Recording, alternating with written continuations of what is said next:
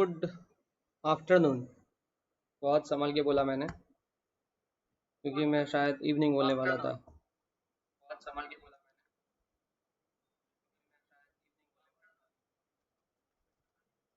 Voice एकदम clear है, इसको मैं चेक कर रहा था इसलिए आवाज़ आपको आई होगी। तो वॉइस एकदम क्लियर। धीमे धीमे सब लोग आ जाएं। थंबनेल एक्चुअली जो आपको शेयर होगा उसमें आर्थिक सर्वेक्षण दिख रहा है। क्लास है मार्च 2021 करंट अफेयर की। तो जितने लोग आप जानते हैं उनको जोड़ लें, ताकि मार्च 2021 से संबंधित करंट अफेयर को ख़त्म कर दिया जाए। मोस्ट इम्पॉर्टेंट क्लास इसलिए नहीं कि करंट अफेयर है, बल्कि इसलिए भी कि यहाँ पर जनरल स्टडी को भी साथ में टैकल किया जाएगा। कई ऐसी करंट अफेयर में चीज़ें हैं, जैसे कि दांडी मार्च, आगे जाके आपको पता लगेगा थोड़ी देर में, कि भारत अभी अपने आज़ादी के 75वां साल के उपलक्ष्य में प्रोजेक्ट 75 के अंतर्गत भारत पर्व महोत्सव में दांडी मार्च की अभी यात्रा शुरू की गई फिर से। तो दांडी मार्च आएगा, यूनेस्को वर्ल्ड हेरिटेज साइट्स आएंगी, तो उसमें कुछ आपको जीएस के बारे में पता लगेगा। ऐसी कई सारी चीज़ें हैं जो आपको जीएस के बारे में आज नहीं पता लगेंगी करंट अफेयर के साथ। ठीक, इसके पहले मैं करंट अफेयर आपको जनवरी फरवरी का करा चुका हूँ। मार्च 2021 का आज हो रहा है। उससे पहले मैंने आपको इकोनॉमिक सर्वे करवा दिया है, बजट करवा दिया है, अभ्युदय मुख्यमंत्री अभ्युदय उत्तर प्रदेश मुख्यमंत्री अभ्युदय योजना के अंतर्गत करंट अफेयर की क्लास, मतलब जो लखनऊ ब्रांच है उसमें हम लोगों ने ये सब अभी करंट अफेयर के अंतर्गत कवर कर दिया है। यूपीएससी का पेपर पोस्टपोन हो चुका है, ये सबको मेरे ख्याल से पता लग चुका होगा। नई डेट 10 अक्टूबर आ चुकी है, तो उस हिसाब से आपको प्रिपरेशन करनी है। करंट अफेयर की इस क्लास के बाद हो सकता है अगले सेशन से मैराथन, हो सकता है, ये संभावना है, कोई पक्की जानकारी नहीं है, कि पॉलिटी हिस्ट्री और ज्योग्राफी या फिर अन्य किसी सब्जेक्ट का मैराथन रखा जाए, जिसमें एक दो क्लासेस में आपका क्रैश कोर्स टाइप का, जो एक दो क्लासेस में पॉलिटी हिस्ट्री और अन्य सब्जेक्ट खत्म करा दिए जाएं। संभावना है, ये कोई फिक्स नहीं है, हो सकता है ऐसा हो। और ये मैं इसलिए बांच रहा हूँ कि धीमे धीमे लोग आ जाएं। करंट अफेयर 2021 की क्लास में वेरी गुड आफ्टरनून। धीमे धीमे लोग जुड़ते हैं, क्योंकि उनको लगता है एक तो टाइम दोपहर का 3 है तो बड़ा समस्या वाला है, लेकिन कोई बात नहीं।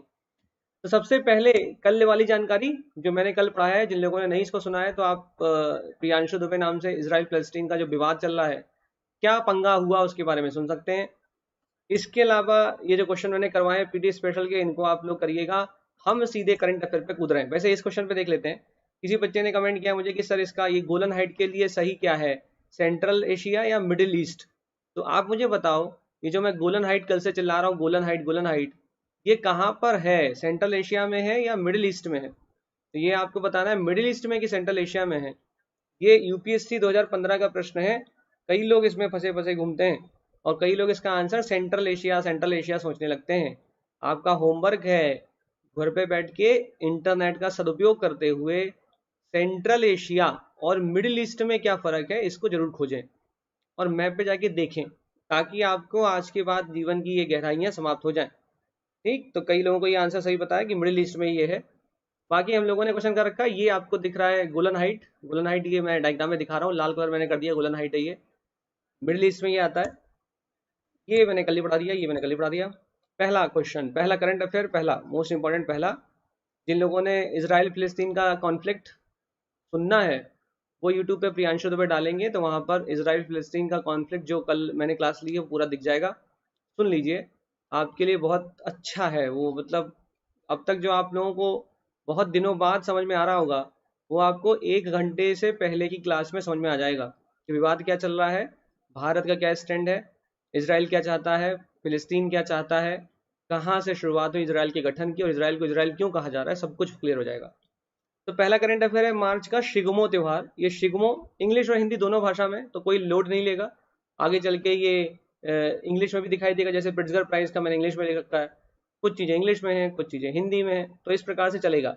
कोई भी करंट ऐसा मैंने नहीं रखा जहाँ पे आपको भाषा की प्रॉब्लम हो, तो भाषा से संबंधित कोई भी दिक्कत में नहीं बैठेगा कि पता नहीं हिंदी में लिखा हम तो जा रहे हैं, बिल्कुल टेंशन नहीं लेंगे। अब शिगमो फेस्टिवल है, अब शिगमो को शिगमो ही कहोगे, कुछ और तो कहोगे नहीं। और जहाँ पर हो रहा है उस स्थान का नाम है गोवा, तो गोवा को गोवा ही कहोगे, कुछ और तो कहोगे नहीं। तो शिगमो फेस्टिवल कहाँ पर हो रहा है? ये शिगमो फेस्टिवल गोवा के आदिवासी समुदायों के द्वारा, जो ट्राइब वहाँ पर ट्राइबल कम्युनिटी हैं, उनके द्वारा पैडी कल्टीवेशन, धान की समृद्ध और सुनहरी फसल के लिए पैडी कल्टीवेशन के लिए उनके द्वारा किया जाता है। तो पीछे आपको महिलाएं दिखाई दे रही होंगी, ये गोवा में फेस्टिवल ऑर्गेनाइज कराया जा रहा है। अपने सर पे कलश वलश रखी हैं, उसके बाद डांस वांस होगा। यह गोवा की संस्कृति और परंपराओं में अंतर्निहित रंगों, गीत और नृत्य से भरा एक जीवंत उत्सव है। कुनबी, गावड़ा और वेलिप सहित विभिन्न कृषि समुदाय इस त्योहार को मनाते हैं। कई बार जब बहुत गंदा एग्जामिनर बैठता है और उसको कुछ नहीं सूझ रहा होता है, सुबह सुबह लड़के आता है घर से, तो ऐसे ही लिखता है कि कुनबी, गावड़ा और वेलिप, इनका संबंध किस स्थान से है, तो आप थोड़ा बहुत देख लेंगे तो आपके लिए फायदा रहेगा। इस उत्सव में भाग लेने वाले समुदायों के द्वारा घोड़े, मोदनी, घुड़सवार योद्धाओं का नृत्य, गोप और फुगड़ी जैसे लोक नृत्य किए जाते हैं।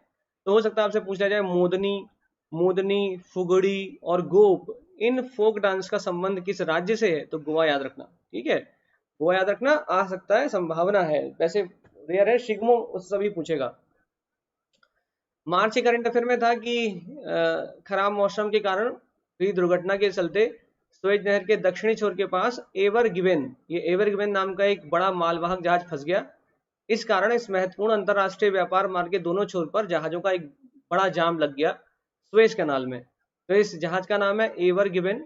एवर गिवेन फंसा तो उसके बाद स्वेज कैनाल में जाम लग गया। क्वेश्चन तो ये भी बन सकता है किसी दिन कि अगर क्वांटिटी की बात की जाए तो इस स्वेज कैनाल के द्वारा वर्ल्ड ट्रेड का टोटल 80% से अधिक यहीं से गुजरता है। हो सकता है आप सोचो कि हाँ जाम तो पूरा हो गया था, कुछ ना कुछ तो ऐसा हो रहा होगा। ध्यान रखना, इस स्वेज कैनाल के द्वारा वर्ल्ड ट्रेड का 12% से ज्यादा इस मार्ग से ट्रेड होता है। 12% है, 80% मतलब क्वांटिटी ध्यान देना, परसेंटेज में ध्यान देना। हो सकता है आईएएस खेलने की कोशिश में या पीसीएस खेलने की कोशिश में यहाँ पर क्वांटिटी के टर्म्स में खेल जाए, क्योंकि उसको पता है कि आपको न्यूज़ तो बहुत अच्छे से याद है कि एवर गिवन फंसा और ऐसा हुआ वैसा हुआ, फिर उसको निकाला गया, अब चल रहा है, लेकिन कितना परसेंट यहाँ से ट्रेड होता है, इस क्वांटिटी को 12% याद रखो। क्वांटिटी याद नहीं रखनी, बस एक मात्रा पे ध्यान रखो कि हाँ 10-20% के बीच में है, उससे ज्यादा है नहीं। ठीक, क्योंकि खेलेगा वहीं पे जब खेलना चाहेगा। सुएज कैनाल के बारे में दूसरा पॉइंट ये याद रखना है आपको कि इस सुएज कैनाल का जो आपको देखते हो, ये पोर्ट सेड को, ये मैं लाल कलर से बना रहा हूँ, पोर्ट सुएज को पोर्ट स्वेज से जोड़ता है। ये दिख नहीं रहा है लेकिन मैं लाल कलर जहां पे बना रहा हूँ वहां पोर्ट स्वेज है, तो पोर्ट स्वेज को पोर्ट सेड से जोड़ता है। इसका मतलब हो सकता है आपसे पूछ ले कि बताइए पोर्ट सेड ये किस तरफ है, तो ये मेडिटेरेनियन भूमध्य सागर की तरफ है, और पोर्ट स्वेज किस तरफ है, तो ये लाल सागर की तरफ है। इस चीज को याद रखना है, लिखा हुआ है Suez Canal was constructed between Port Said in north and Port Suez in the south in Egypt। ठीक, इस चीज को ध्यान रखना, क्योंकि कई बार वो उल्टा करेगा, वो लिखेगा पोर्ट सेड को लिख देगा साउथ में और पोर्ट स्वेज को लिख देगा नॉर्थ में। अगर आपको पोर्ट स्वेज नहीं दिख रहा है तो मैं यहाँ पे एरो लगा के लिख दे रहा हूँ, ये है पोर्ट स्वेज। ठीक, और बहुत गंभीरता के साथ धीमे धीमे बैठे रहोगे तो बड़ी आराम से चीजें खत्म हो जाएंगी। सुएज कैनाल के बारे में आपने देख लिया, तो एवर गिवन नाम का एक मालवाहक पोत यहाँ पे फंसा, ट्रांसपोर्ट शिप फंस गया, उसके बाद इस एरिया की इंपॉर्टेंस बढ़ गई। ठीक, बाजू में आपको एक नदी बहती हुई दिखाई दे रही होगी जिसे हम लोग नील नदी कहते हैं। विश्व की सबसे लंबी नदी नील रिवर है, नाइल रिवर है, जो कि सफेद नाइल, व्हाइट नाइल और ब्लू नाइल के मिलने से बनती है। व्हाइट नाइल और ब्लू नाइल जिस स्थान पे आके मिलती हैं वहां से आगे है नील नदी के नाम से बहना शुरू कर देती है। तो ध्यान रखना, व्हाइट नाइल और ब्लू नाइल खार्तूम मतलब सूडान में आके मिलती हैं। सूडान के दक्षिण में साउथ सूडान है, इस चीज को याद रखना, मैंने करंट अफेयर में कवर किया हुआ है इसलिए मैं बोल रहा हूँ।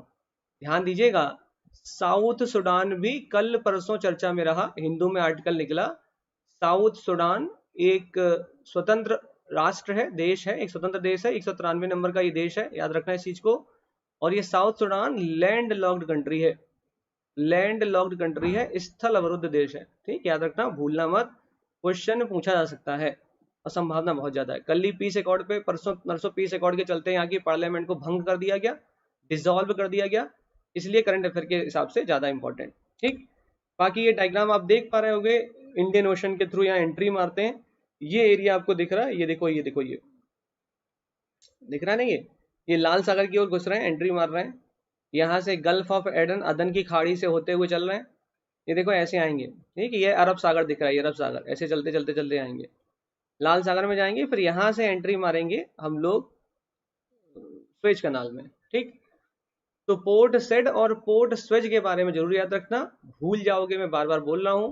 पोर्ट सेड उत्तर में है, पोर्ट स्वेज ये दक्षिण में है। लाल सागर के पास है पोर्ट स्वेज, और भूमध्य सागर के पास है या मेडिटेरेनियन सी के पास है पोर्ट स्वेज, ठीक, सॉरी पोर्ट सेड, ध्यान रखना नाम उड़ जाएगा। यहाँ पे सेड है और नीचे स्वेज है, ठीक। हो सकता है आपको लगे कितनी बार क्यों बोल रहे हैं, क्या जरूरत है इसको बोलने की, हमको तो याद है। विश्वास मानो एग्जामिनेशन हॉल में चीजें बिगड़ने लगती हैं। नंबर तीसरा पॉइंट जो बहुत इंपॉर्टेंट है वो ये कि ये जो स्ट्रेट है, स्ट्रेट का मतलब होता है एक ऐसा चैनल जो दो वाटर बॉडीज को कनेक्ट करता है। ये मैं हमेशा से चिल्लाता रहता हूँ, ये कि स्ट्रेट है जो दो वाटर बॉडीज को कनेक्ट करता है। लाल सागर को इंडियन ओशन, हिंद महासागर से जोड़ने वाला ये जो चैनल है, या मैं कह दूं कि अदन की खाड़ी को, गल्फ ऑफ एडन को रेड सी से जोड़ने वाले चैनल को हम लोग क्या कहते हैं? तो ये आपका होमवर्क यहाँ पे लगा लेता हूं मैं क्वेश्चन मार्क, खुद ढूंढ के इसको करना, ठीक है, खुद ढूंढ के इसको करना। किसी बच्चे ने बोला सर कैपिटल जूबा है साउथ सुडान की, बहुत अच्छी बात, ठीक, इसको खुद ढूंढना। और जो मैं खासकर बोलूं ढूंढना, उसको जरूर ढूंढना, उसको ऐसे मत छोड़ देना हल्के में कि इन्होंने बोल दिया हम क्या करेंगे। क्यों क्यों ढूंढना है? क्योंकि जब आप इस चैनल को देखेंगे कि ये चैनल कौन सा है, जिसे हम लोग स्ट्रेट के नाम से कह रहे हैं, जिसे हम लोग जल संधि के नाम से बोल रहे हैं। क्यों कह रहे हैं जल संधि? क्योंकि ये दो जल संधि, दो दो वाटर बॉडीज को जोड़ता है। अगर मैं इसे कह दूं वाटर बॉडी 1 और इसे कह दूं वाटर बॉडी 2, तो इन दोनों को जोड़ने वाले का काम है ये चैनल, इसे हम लोग कहते हैं स्ट्रेट, ठीक। तो ये गल्फ ऑफ एडन को जोड़ रहा है रेड सी के द्वारा। इस स्ट्रेट का नाम क्या आपके लिए इंपॉर्टेंट? जब इसको देखने लगना तो इससे थोड़ा ऊपर यहाँ पे भी देखने की कोशिश करना कि आखिर इस चैनल को क्या कहते हैं जो ओमान की खाड़ी को पर्शियन गल्फ, फारस की खाड़ी से जोड़ता है। इसको जरूर देख लेना।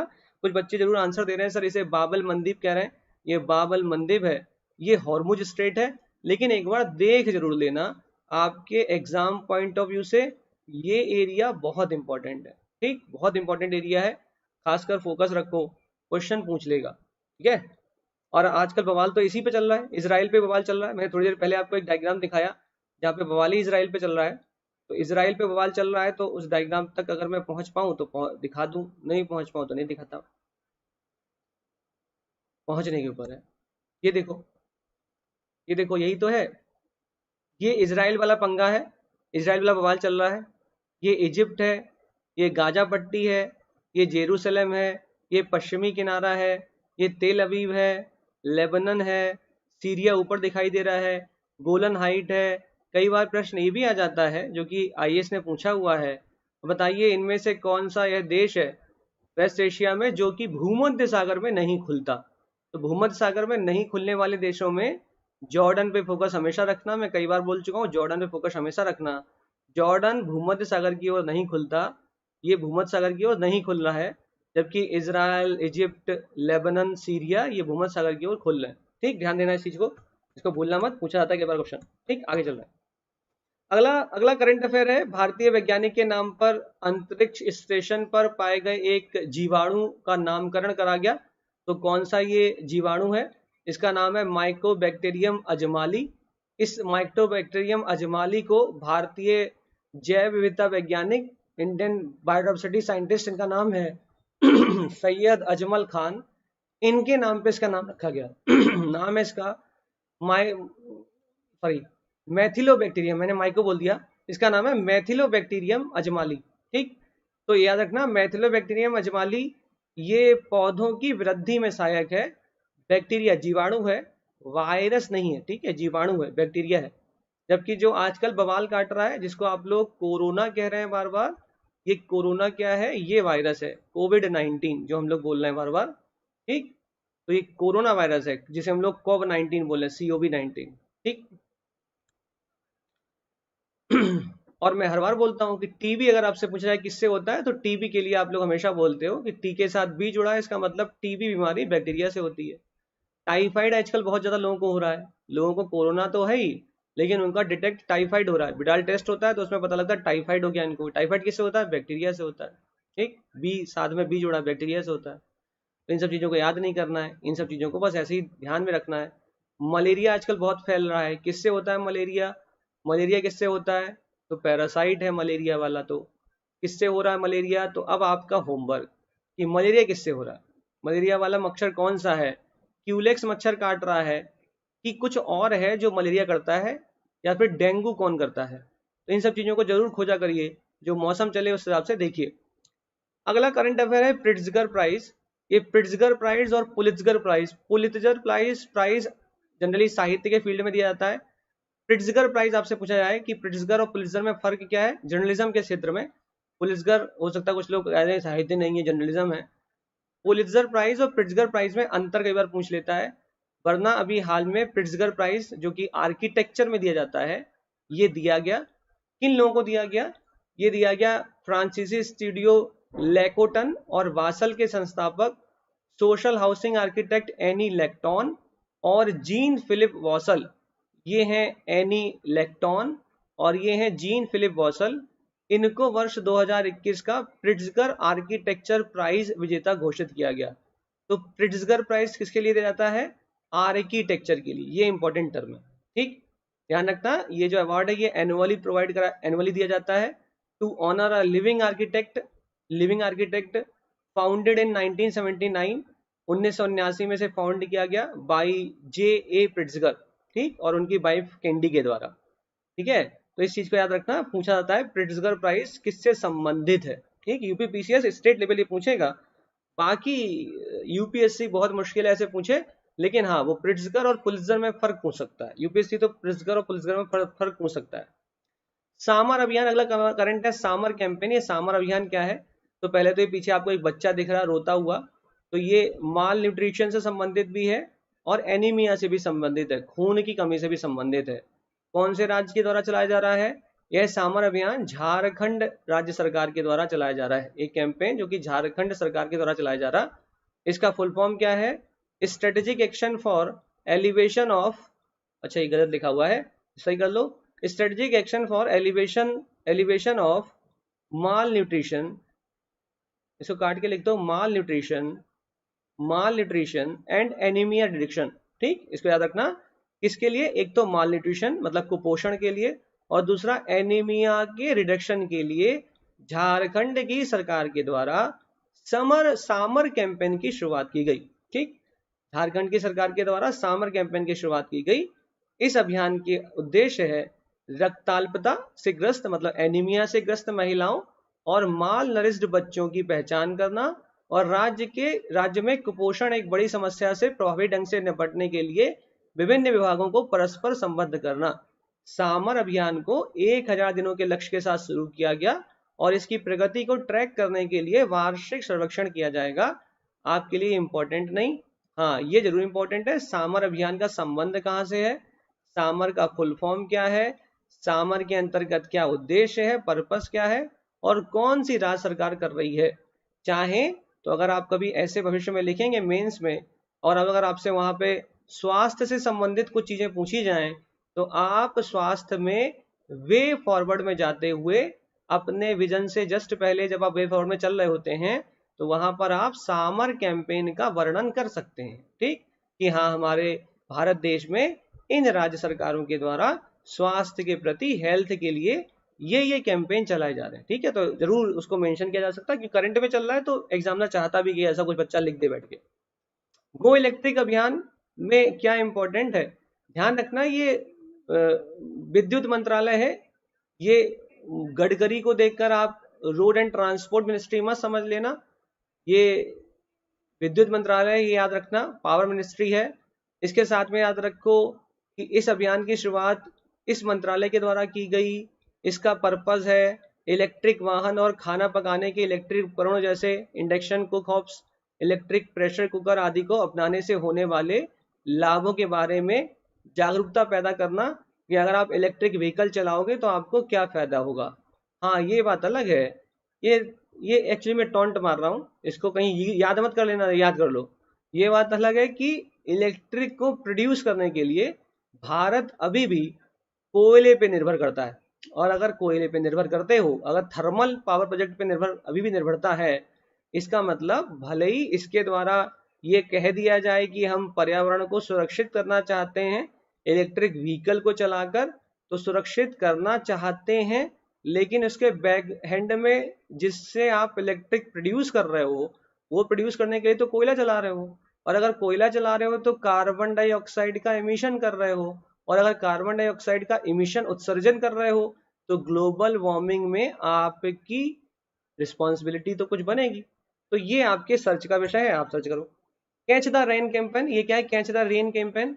इस कैच द रेन कैंपेन के अंतर्गत जल शक्ति मंत्रालय के अधीन राष्ट्रीय नेशनल वाटर मिशन के द्वारा 2020 में कैच द रेन कैंपेन जहां भी हो जब भी हो टैगलाइन के साथ कैच द रेन अभियान की शुरुआत की गई। जहां भी हो जब भी हो पानी को हार्वेस्ट करना है। I am sorry. इसका उद्देश्य सभी राज्यों और हितधारकों के लिए लोगों की सक्रिय भागीदारी सहित जलवायु परिस्थितियों और उपमृदा स्तर के अनुकूल रेन वाटर हार्वेस्टिंग का निर्माण करने हेतु प्रेरित करना है। ठीक, तो रेन वाटर हार्वेस्टिंग के लिए शुरुआत की गई है इसकी कैच द रेन कैंपेन। ठीक, तो मैंने जानबूझ के शुरुआत में हल्का हल्का करंट अफेयर रखा है ताकि आपको थोड़ा अच्छा लगता रहे कि हाँ सिंपल चल रहा सिंपल चल रहा। एकदम से देख देंगे भारी, तब देखो भारी आ गया, भारी करंट अफेयर आ गया। भारी करंट अफेयर क्या है? EU के द्वारा EU has been declared an LGBTQ freedom zone. ठीक, तो हो सकता है आपसे पूछ लिया जाए कि बताओ LGBTQ फ्रीडम जोन अभी हाल में कैसे घोषित किया गया? तो LGBTQ फ्रीडम जोन घोषित किया गया है EU को, ठीक, यूरोपियन यूनियन को। ठीक, ध्यान रखना इस चीज को। तो EU has been declared an LGBTQ freedom zone. The European Parliament, Europe has been declared an LGBTQ freedom zone. The European Parliament has symbolically declared the entire 27-member bloc as an LGBTQ freedom zone. A majority of countries in the EU, European Union, recognize same-sex unions, with 16 legally recognizing same-sex marriage. मतलब 27 में से 23 ऐसे लोग हैं, मतलब जो 27 total participant हैं European union के अंतर्गत, यहाँ पर 23 जगहों पर समलैंगिक विवाहों को अनुमति प्रदान करी गई। इस कारण से LGBTQ फ्रीडम जोन घोषित कर दिया गया है EU को। भारत में भी LGBTQ से संबंधित जो केस 2018-19 में चर्चा में रहा उसका नाम है Navtej Singh Johar versus union of India, जहां पर सुप्रीम कोर्ट के द्वारा होमोसेक्सुअलिटी को अवैध करार नहीं दिया गया। ठीक है, उन्होंने कहा वैध है, अवैध नहीं बोले, बोले वैध है। ठीक है, तो उसको इलीगल नहीं बोला, बोले लीगल है होमोसेक्सुअलिटी। तो Navtej Singh Johar versus union of India case का संबंध भारत से है। ध्यान रखना, हो सकता है पूछ ले कि बताइए Navtej Singh Johar versus union of India का केस का संबंध किस घटना से है? लिख देगा option A basic structure of the constitution, option B LGBTQ, option C कुछ और लिख देगा, ऑप्शन डी कुछ और लिख देगा। आप लोग कंफ्यूज होते रहेंगे क्या पूछना चाह रहा है। तो ये वाला करंट अफेयर याद रखो कि LGBTQ फ्रीडम जोन अभी हाल में किसे बनाया गया? तो EU, यूरोपियन यूनियन ने अपने आप को डिक्लेयर किया है LGBTQ फ्रीडम जोन। ठीक, आगे चल रहे हैं। LGBTQ क्या क्या होता है? तो लेस्बियन, गे, बाइसेक्सुअल, ट्रांसजेंडर। ठीक, याद रखना, इसको ढूंढ लेना, उस पर गूगल पे करके पढ़ना उसके बारे में। व्हाट इज, ये हाल में चर्चा में क्यों रहा? तो इंटरनेशनल रिन्यूएबल एनर्जी एजेंसी, अंतरराष्ट्रीय नवीकरणीय ऊर्जा एजेंसी के द्वारा अभी हाल में world energy transition outlook report निकाली गई। तो दो क्वेश्चन यहाँ से बनते हैं। पहला प्रश्न बनता है, बताओ world energy transition outlook report कौन निकालता है? और ये ऐसे ही लिखा रहता है, ऐसे हिंदी में लिख देगा, ऐसे लिखेगा, देवनागरी में लिखेगा वर्ल्ड, ऐसे लिखेगा एनर्जी ट्रांजिशन आउटलुक रिपोर्ट किसके द्वारा निकाली जाती है? तो इस संस्था के द्वारा निकाली जाती है। इसका नाम क्या है? इंटरनेशनल रिन्यूएबल एनर्जी एजेंसी, अंतरराष्ट्रीय नवीकरणीय ऊर्जा एजेंसी। पहला क्वेश्चन तो यही क्लियर हो गया। दूसरा, यह एक इंटर गवर्नमेंटल ऑर्गेनाइजेशन है, इसका नाम है एरेना, IRENA, और यह परस्पर सहयोग तथा जानकारी बढ़ाने, नवीकरणीय ऊर्जा के संवहनीय उपयोग और इसे अपनाने हेतु प्रोत्साहन प्रदान करने का कार्य करता है। ठीक है, पता नहीं क्या लिखा है लेकिन समझ में कुछ कुछ आ रहा है। यह विशेष रूप से रिन्यूएबल एनर्जी पर केंद्रित पहला अंतरराष्ट्रीय संगठन है जो कि रिन्यूएबल एनर्जी पर फोकस करता है तथा औद्योगिक और विकासशील देशों दोनों में जरूरतों का समाधान करता है। जो डेवलप्ड है और जो डेवलपिंग है उन दोनों में ही कुछ ना कुछ समाधान करेगा रिन्यूएबल एनर्जी को लेकर। ठीक, इसकी स्थापना 2009 में हुई और इसका कानून 8 जुलाई 2010 को लागू हुआ। इसका मुख्यालय मसदर सिटी अबू धाबी में है। ध्यान रखना, हो सकता है जैसे रिसेंटली UPSC और UPPCS ऐसे प्रश्न जरूर दागने लगते हैं कि बताओ इसका हेडक्वार्टर कहाँ पे है, या फिर संस्थाएं लिख देंगे और सामने हेडक्वार्टर लिख के बोलेंगे मैचिंग करा दो कौन से हेडक्वार्टर सही लिखे हुए हैं। तो मैं कई सारे हेडक्वार्टर आपको साथ में बताता रहता हूँ। जैसे मैंने अब तक आपको बता रखा है इंटरनेशनल कोर्ट ऑफ जस्टिस का मुख्यालय कहाँ पर है, दी हैग में है, रटा के रखा है मैंने। और ये हैग कहाँ पर है, तो ये हैग नीदरलैंड के वेस्ट कोस्ट पे एक सिटी है। इंटरनेशनल क्रिमिनल कोर्ट का मुख्यालय कहाँ पर है, दी हैग में है। परमानेंट कोर्ट ऑफ आर्बिट्रेशन का मुख्यालय कहाँ पर है, दी हैग में है। इसके अलावा ग्रीन पीस इंटरनेशनल का मुख्यालय कहाँ पर है, एम्स्टर्डम में है। एम्स्टर्डम किसकी कैपिटल है, तो कोई मुझे बता दो, मुझे नहीं पता, मैं पूछना चाहता हूँ ये एम्स्टर्डम किसकी कैपिटल है, ये किसकी राजधानी, कमेंट करो मुझे। हो सकता है बैठे बैठे बोर हो गए हो, तो मुझे बताओ ये एम्स्टर्डम किसकी कैपिटल है। मैं अनभिज्ञ हूँ, शायद बच्चे बता दें।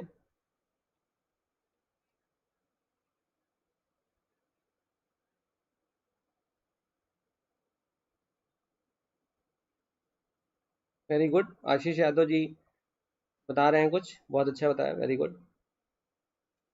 ठीक है, तो अंजलि गुप्ता, सोनिका, रामकरण लोधी, उत्कर्ष किशोर सिंह, सरला दीक्षित, लालमणि कुमार, विवेक कुमार, सबको कैपिटल पता है, हम ही को नहीं पता बस।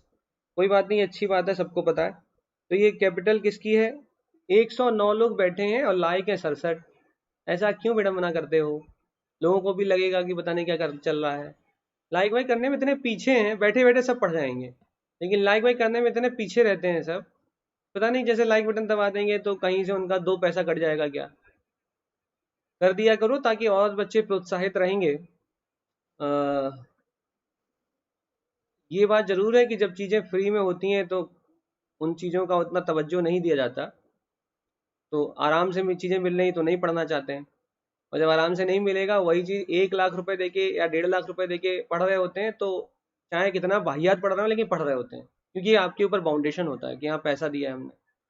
ये मैं आपके ऊपर नहीं कह रहा हूँ, जो लाइव बैठे हैं वो तो अच्छे ही हैं, ये खासकर मैं उनके लिए कह रहा हूँ जो बच्चे विदय के अंतर्गत इनरोल हैं और नहीं है, इस वक्त प्रेजेंट नहीं है, सो रहे हैं मस्त आराम से, तो उनको लग रहा है कि हाँ फ्री में तो पढ़ ही रहे हैं तो पढ़ के क्या करेंगे, यूपीएससी तो कभी भी निकाल लेंगे।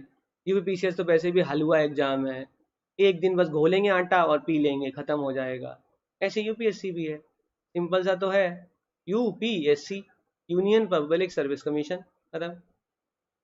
तो ग्रीन पीस इंटरनेशनल एम्स्टर्डम में इसका हेडक्वार्टर है। इसके अलावा आज आपको एक और पता लग गया, IRENA, मतलब इंटरनेशनल रिन्यूएबल एनर्जी एजेंसी, इसका मुख्यालय कहाँ पर है, इसका मुख्यालय है Abu Dhabi, Abu Dhabi Masdar city, ठीक है। यूएनईपी का मुख्यालय कहाँ पर है, तो इतनी बार मैं चिल्ला चुका हूँ नैरोबी केन्या, नैरोबी केन्या, कि अब तो आपको रट गया होगा।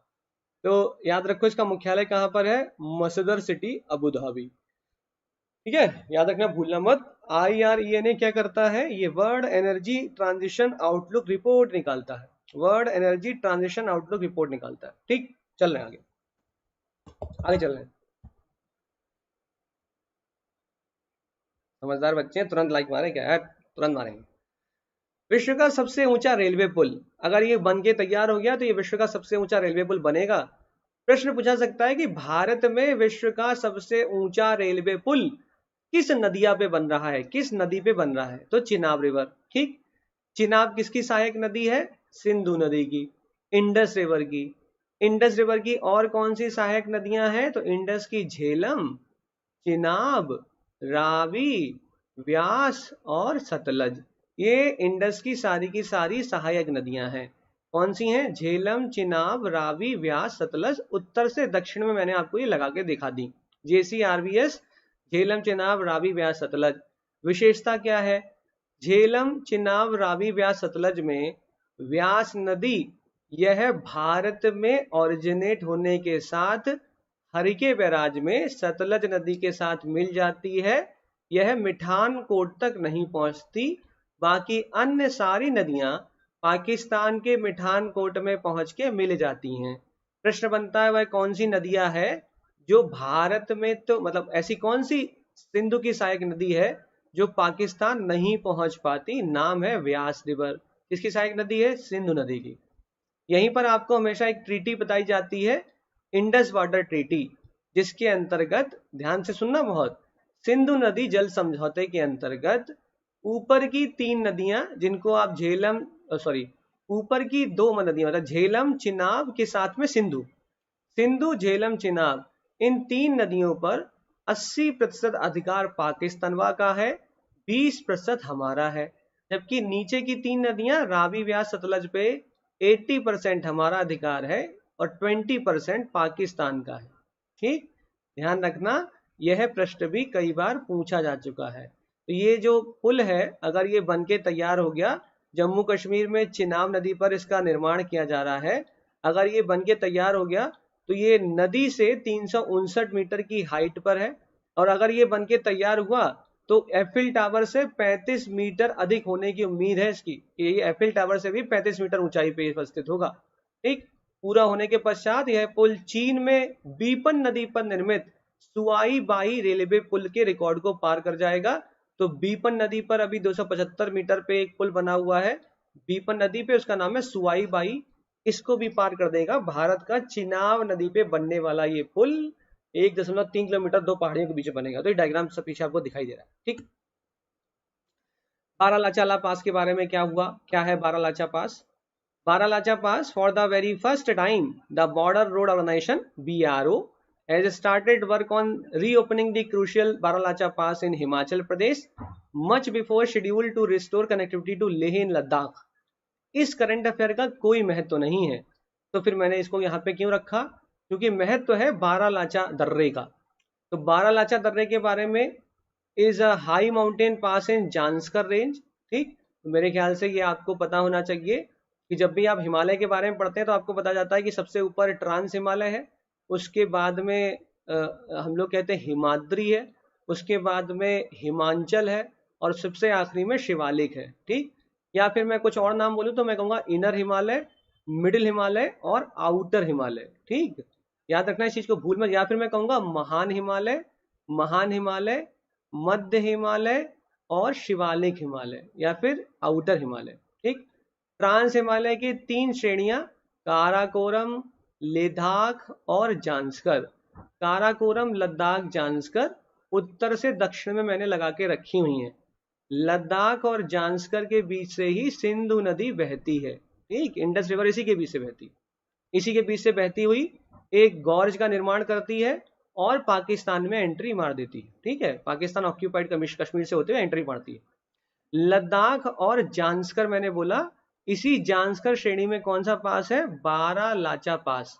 तो भारत में कई सारे दर्रे हैं, उन दर्रों को याद करने का तरीका मैं कई बार शॉर्ट ट्रिक बताता रहता हूँ, फिर से बता देता हूँ ताकि आपको याद हो जाए। तो शॉर्ट ट्रिक सुन लो ताकि आपको याद हो जाए शॉर्ट ट्रिक के द्वारा। क्या शॉर्ट ट्रिक बताइए मैंने? जेके की पहली बीबी, जेके की पहली बीबी का नाम क्या है? सबरी।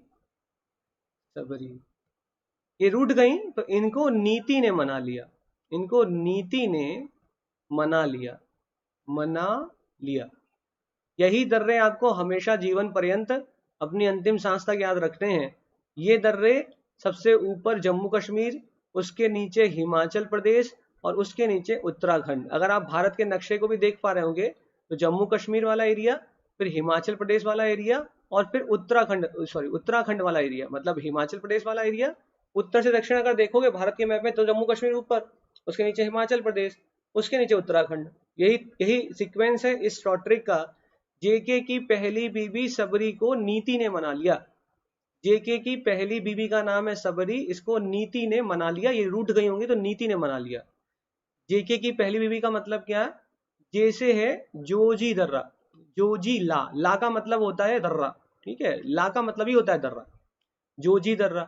के का मतलब काराकोरम दर्रा, देखो ये दिख रहा है काराकोरम दर्रा। अगले के का मतलब खारदुंग दर्रा, देखो दिख रहा है, देखो खारदुंगला, ये देखो लिखा है खारदुंगला, खारदुंग दर्रा।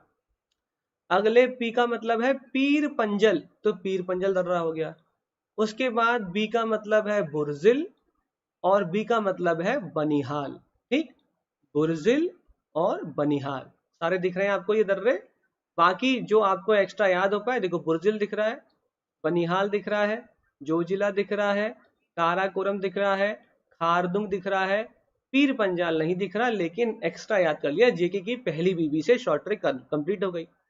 हिमाचल प्रदेश में कौन से हैं? शिवकी, एस से है शिवकी दर्रा, शिवकी ला का मतलब ही दर्रा होता है, शिवकी दर्रा। बी से हो गया बारालाचा ला, और आर से हो गया रोहतांग। देखो ये दिख रहा है, ये आपको दिख रहा होगा, बारालाचा, रोहतांग, शिवकी। उत्तर से दक्षिण लगा दे तो भी आपको BRS याद होना चाहिए। ठीक, कहां पर है? सारे हिमाचल प्रदेश में। बारालाचा ला उत्तर में, उसके बाद रोहतांग, और उसके नीचे शिवकी दर्रा।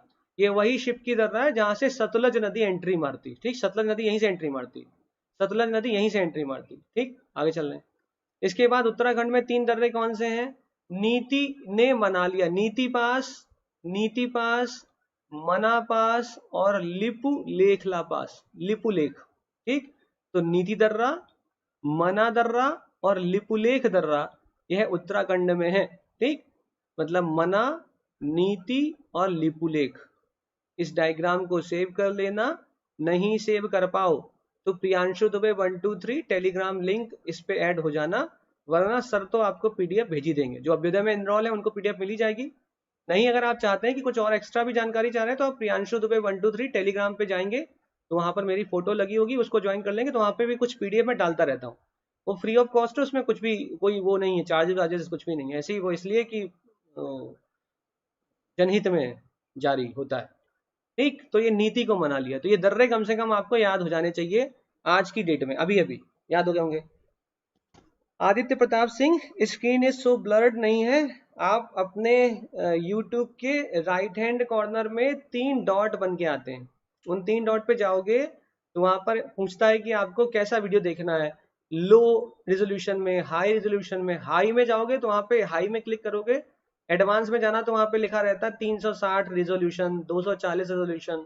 वो आपके सिस्टम की दिक्कत है, आपके मोबाइल में दिक्कत, मतलब आपके मोबाइल में आपने यूट्यूब में वो फीचर सेट कर रखा है ऑटोमेटिक, इसलिए गड़बड़ हो रहा है। हमारी तरफ से कोई गलती नहीं, हम एकदम साफ दिखा रहे हैं। ठीक, साफ दिख रहा होगा बिल्कुल। ठीक है, विवेक कुमार जी कह रहे हैं सर जेके की पहली बीबी सबरी को नीति ने मना लिया, बहुत बढ़िया।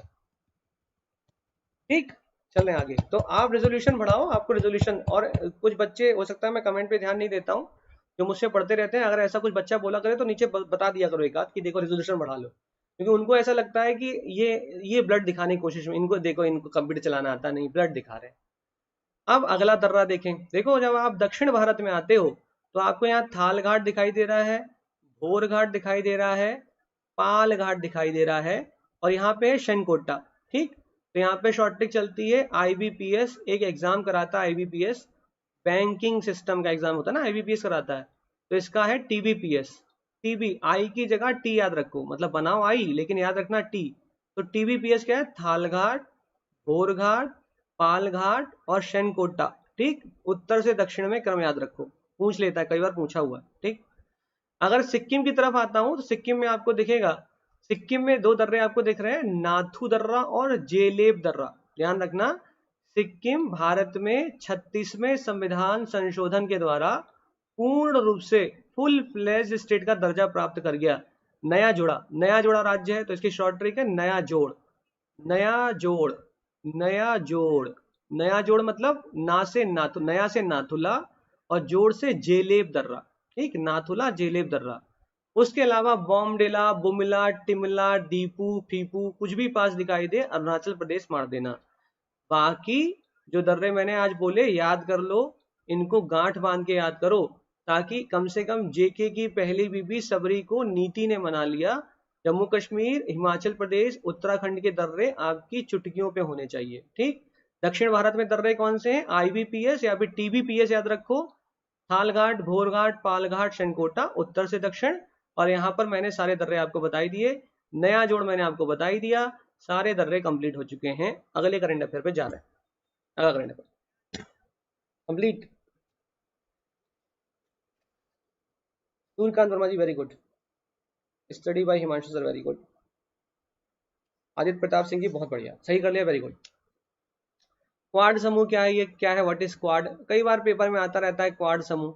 तो अभी हाल में चर्चा में रहा कि यहाँ के नेताओं के द्वारा ये पहला शिखर सम्मेलन वर्चुअली रूप से, देखो क्वेश्चन बन सकता है, आपसे लिख देगा स्टेटमेंट में, IAS खासकर लिखेगा, इनमें से कौन सा कथन क्वाड के संबंध में सही है? लिखेगा स्टेटमेंट नंबर 1 या सही नहीं है लिखेगा, सही नहीं है लिखेगा स्टेटमेंट नंबर 1 क्वाड समूह के अंतर्गत यह देश आते हैं। ठीक है, ये तो मैं बता दूंगा कौन से देश आते हैं। नंबर 2 लिखेगा कि अभी हाल में ही क्वाड का पहला शिखर सम्मेलन जापान, अमेरिका या फिर जो देश बचे 2 हैं ऑस्ट्रेलिया, इनके कोई एक स्थान का नाम लिख के बोलेगा यहाँ पे ऑर्गेनाइज कराई गई। ठीक, ध्यान रखना वर्चुअल रूप में ऑर्गेनाइज कराई गई है, किसी स्थान पे जाके ऑर्गेनाइज नहीं कराई। ठीक, तो पहला हुआ है शिखर सम्मेलन, पहली समिट हुई लेकिन वर्चुअल प्रारूप में आयोजित हुई, इंटरनेट के द्वारा हुई। ठीक, ऑनलाइन जैसे हम लोग आप लोग बैठे वैसे ही बैठ के हुई है, आयोजित किया गया। इन नेताओं के द्वारा बोला गया कि खुले और मुक्त इंडो पैसिफिक क्षेत्र के लिए समर्थन कर रहे हैं। कुल मिला के आपको समझ में आ रहा है, इनका कहना है कि इंडो पैसिफिक एरिया जो है वहां पर खुला और मुक्त क्षेत्र घोषित किया जाए उसको। कहने का तात्पर्य कि सारे नियम कायदे कानून का पालन वहां पे होना चाहिए। और ऐसा क्यों बोलते होंगे ये लोग, क्योंकि इनको एक देश के साथ बड़ी दिक्कत है और जो होनी भी चाहिए, उसका नाम है चीन। तो टू काउंटर चाइना, क्वाड समूह आप लोग पढ़ते हो, चाइना को काउंटर करने के लिए भारत भी क्वाड समूह के मेंबर में है। ठीक, चाइना इसे कहता है एशिया का नाटो है। ये जो क्वाड समूह है इसे चाइना एशिया का नाटो कहता है, ये एशिया का नाटो है ये क्वाड समूह। कौन कौन है इस क्वाड समूह में? इंडिया, भारत है, अमेरिका दिखाई दे रहा है, जापान दिखाई दे रहा है और ऑस्ट्रेलिया। यह 4 देश क्वाड समूह के अंतर्गत आते हैं। कई बार प्रश्न आता है तो बच्चे जापान की जगह जर्मनी याद रखते हैं, क्योंकि जा से जापान और जी से जर्मनी मैच हो जाएगा। तो याद रखो जर्मनी नहीं है, जापान, ऑस्ट्रेलिया, इंडिया और यूएसए। ठीक, क्या है क्वाड समूह? तो मैंने आपको बता दिया, जापान, भारत, यूएसए और ऑस्ट्रेलिया देशों का एक चतुष्पदीय संगठन क्वाड कहलाता है। 4 लोग हैं तो क्वाड कह रहे हैं। इस समूह के सभी सदस्य राष्ट्र लोकतांत्रिक राष्ट्र या डेमोक्रेटिक नेशन होने के साथ साथ गैर बाधित समुद्री व्यापार तथा सुरक्षा संबंधी हित साझा करते हैं। क्वाड समूह की उत्पत्ति के सूत्र वर्ष 2004 में आई सुनामी के बाद राहत कार्यों के चारों देशों द्वारा, मतलब सुनामी आई उसके बाद इन चारों देशों के बीच में समूह के रूप में ये हुआ कि हम क्वाड ग्रुप बनाएंगे। फाइनली 2007 में आसियान समिट के अंतर्गत पहली बार क्वाड को लेकर बैठक हुई और क्वाड समूह बन के तैयार हुआ, जिसमें जापान, भारत, संयुक्त राज्य अमेरिका और ऑस्ट्रेलिया है। ठीक, याद रखना इस चीज को, भूलना मत। इनका मेन उद्देश्य क्या है? मैराइन मतलब कॉर्पोरेशन बढ़ाना है समुद्र में। ठीक, दांडी मार्च के बारे में क्या न्यूज है? अगली न्यूज है दांडी मार्च के बारे में। इसकी स्मृति में पदयात्रा करी गई, स्मृति में पदयात्रा की गई। क्यों स्मृति में पदयात्रा कर रहे हो भैया, ऐसा क्या हो गया? क्योंकि भारत में 12 मार्च को गांधी जी के द्वारा साबरमती से दांडी की यात्रा की गई थी। ठीक, दांडी कहां से शुरुआत की? साबरमती से। कहां पहुंचे? दांडी पहुंचे। इसे कई बार आप लोग कहते हो दांडी यात्रा। ठीक, डंडे के सहारे की गई यात्रा, लेकिन पहुंचे भी हैं दांडी में, इसलिए इसे दांडी यात्रा कहते हैं। या इसे हम लोग कहते हैं नमक सत्याग्रह, क्योंकि नमक के लिए किया हुआ सत्याग्रह, इसलिए नमक सत्याग्रह भी कह देते हैं। इसे हम लोग कहते हैं सिविल डिसोबीडियंस मूवमेंट, सविनय अवज्ञा आंदोलन। तो गांधी जी ने पहले नमक तोड़ा और उसके बाद सविनय अवज्ञा आंदोलन की शुरुआत कर दी। तो याद रखना, प्राइम मिनिस्टर नरेंद्र मोदी जी के द्वारा has flagged off the foot march to reenact the historic Mahatma Gandhi led salt march while launching the आजादी का अमृत महोत्सव। आजादी का अमृत महोत्सव को लॉन्च करने के दौरान the government initiative to mark 75 year of India independence, Bharat की स्वतंत्रता के 75 वर्ष पूर्व होने के उपलक्ष्य में, जो कि 75 वर्ष पूर्व होंगे अब, उसके उपलक्ष्य में आजादी का अमृत महोत्सव मनाया जा रहा है। इसके अंतर्गत ही प्रधानमंत्री मोदी के द्वारा दांडी मार्च को लॉन्च किया गया, इसकी स्मृति में पदयात्रा निकाली गई। यह यात्रा अहमदाबाद में साबरमती आश्रम से शुरू होकर 386 किलोमीटर दूर नवसारी जिले में दांडी नामक स्थान तक की जाएगी और इसे 25 दिनों में तय किया जाएगा। यह पदयात्रा कंप्लीट हो गई।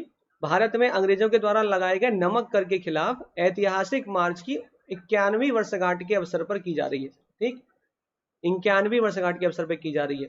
ठीक, तो 12 मार्च को गांधी जी के द्वारा साबरमती से यात्रा शुरुआत की गई और कहां तक पहुंचे कहां पे हम लोग? 5 अप्रैल को दांडी पहुंच गए और 6 अप्रैल को गांधी जी ने नमक समुद्र के किनारे से उठाया और नमक कानून तोड़ दिया। कहानी कहां से बनती हुई चली आ रही है पीछे से? तो आपको ध्यान देना होगा 29 दिसंबर, अगर मैं डेट गलत बोल रहा हूं तो आप मुझे टोक देना कि सर डेट गलत बोल रहे हो।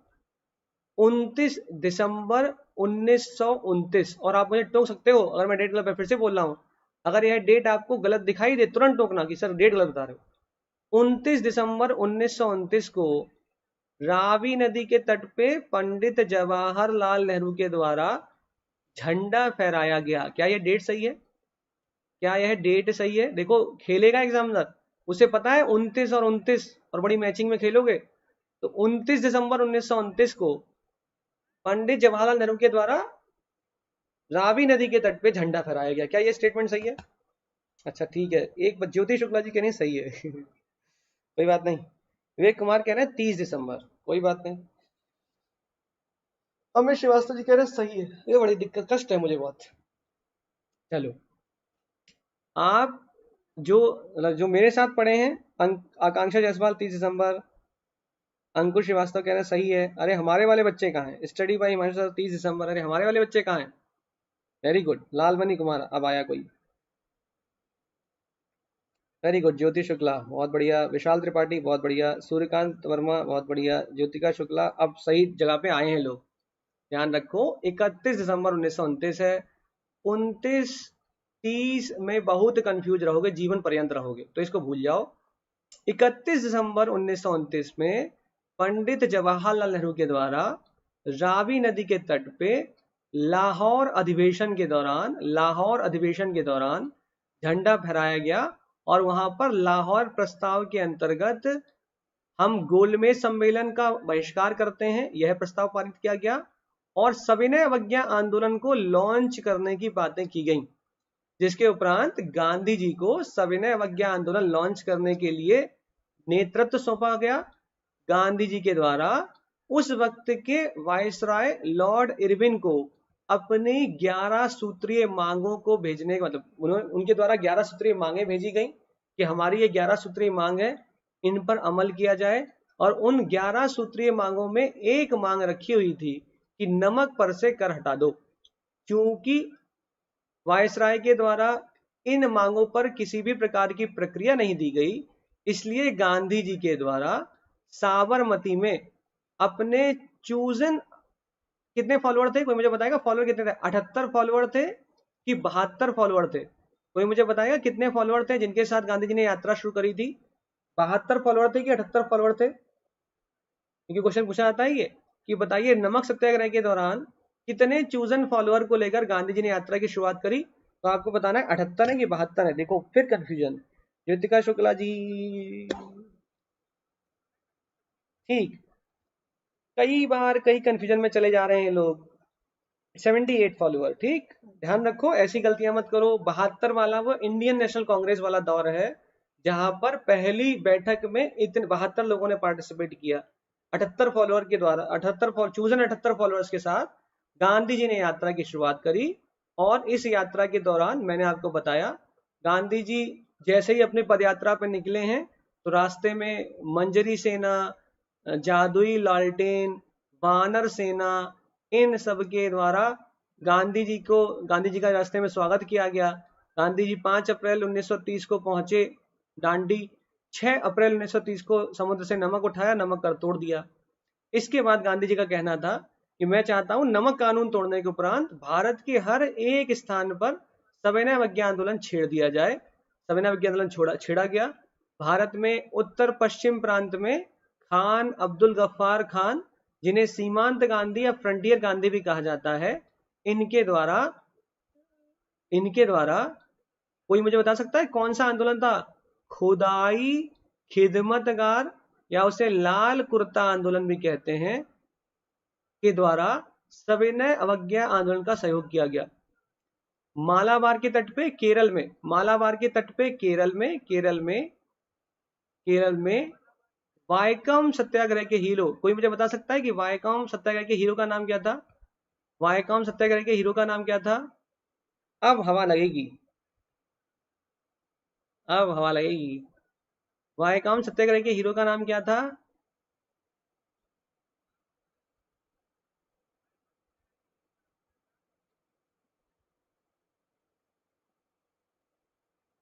याद ही नहीं आ रहा है। बहुत वेरी गुड। और मैंने चिल्ला चिल्ला के बता रखा है, देखो वीरप्पन मत याद कर लेना, वीरप्पन मत याद कर लेना।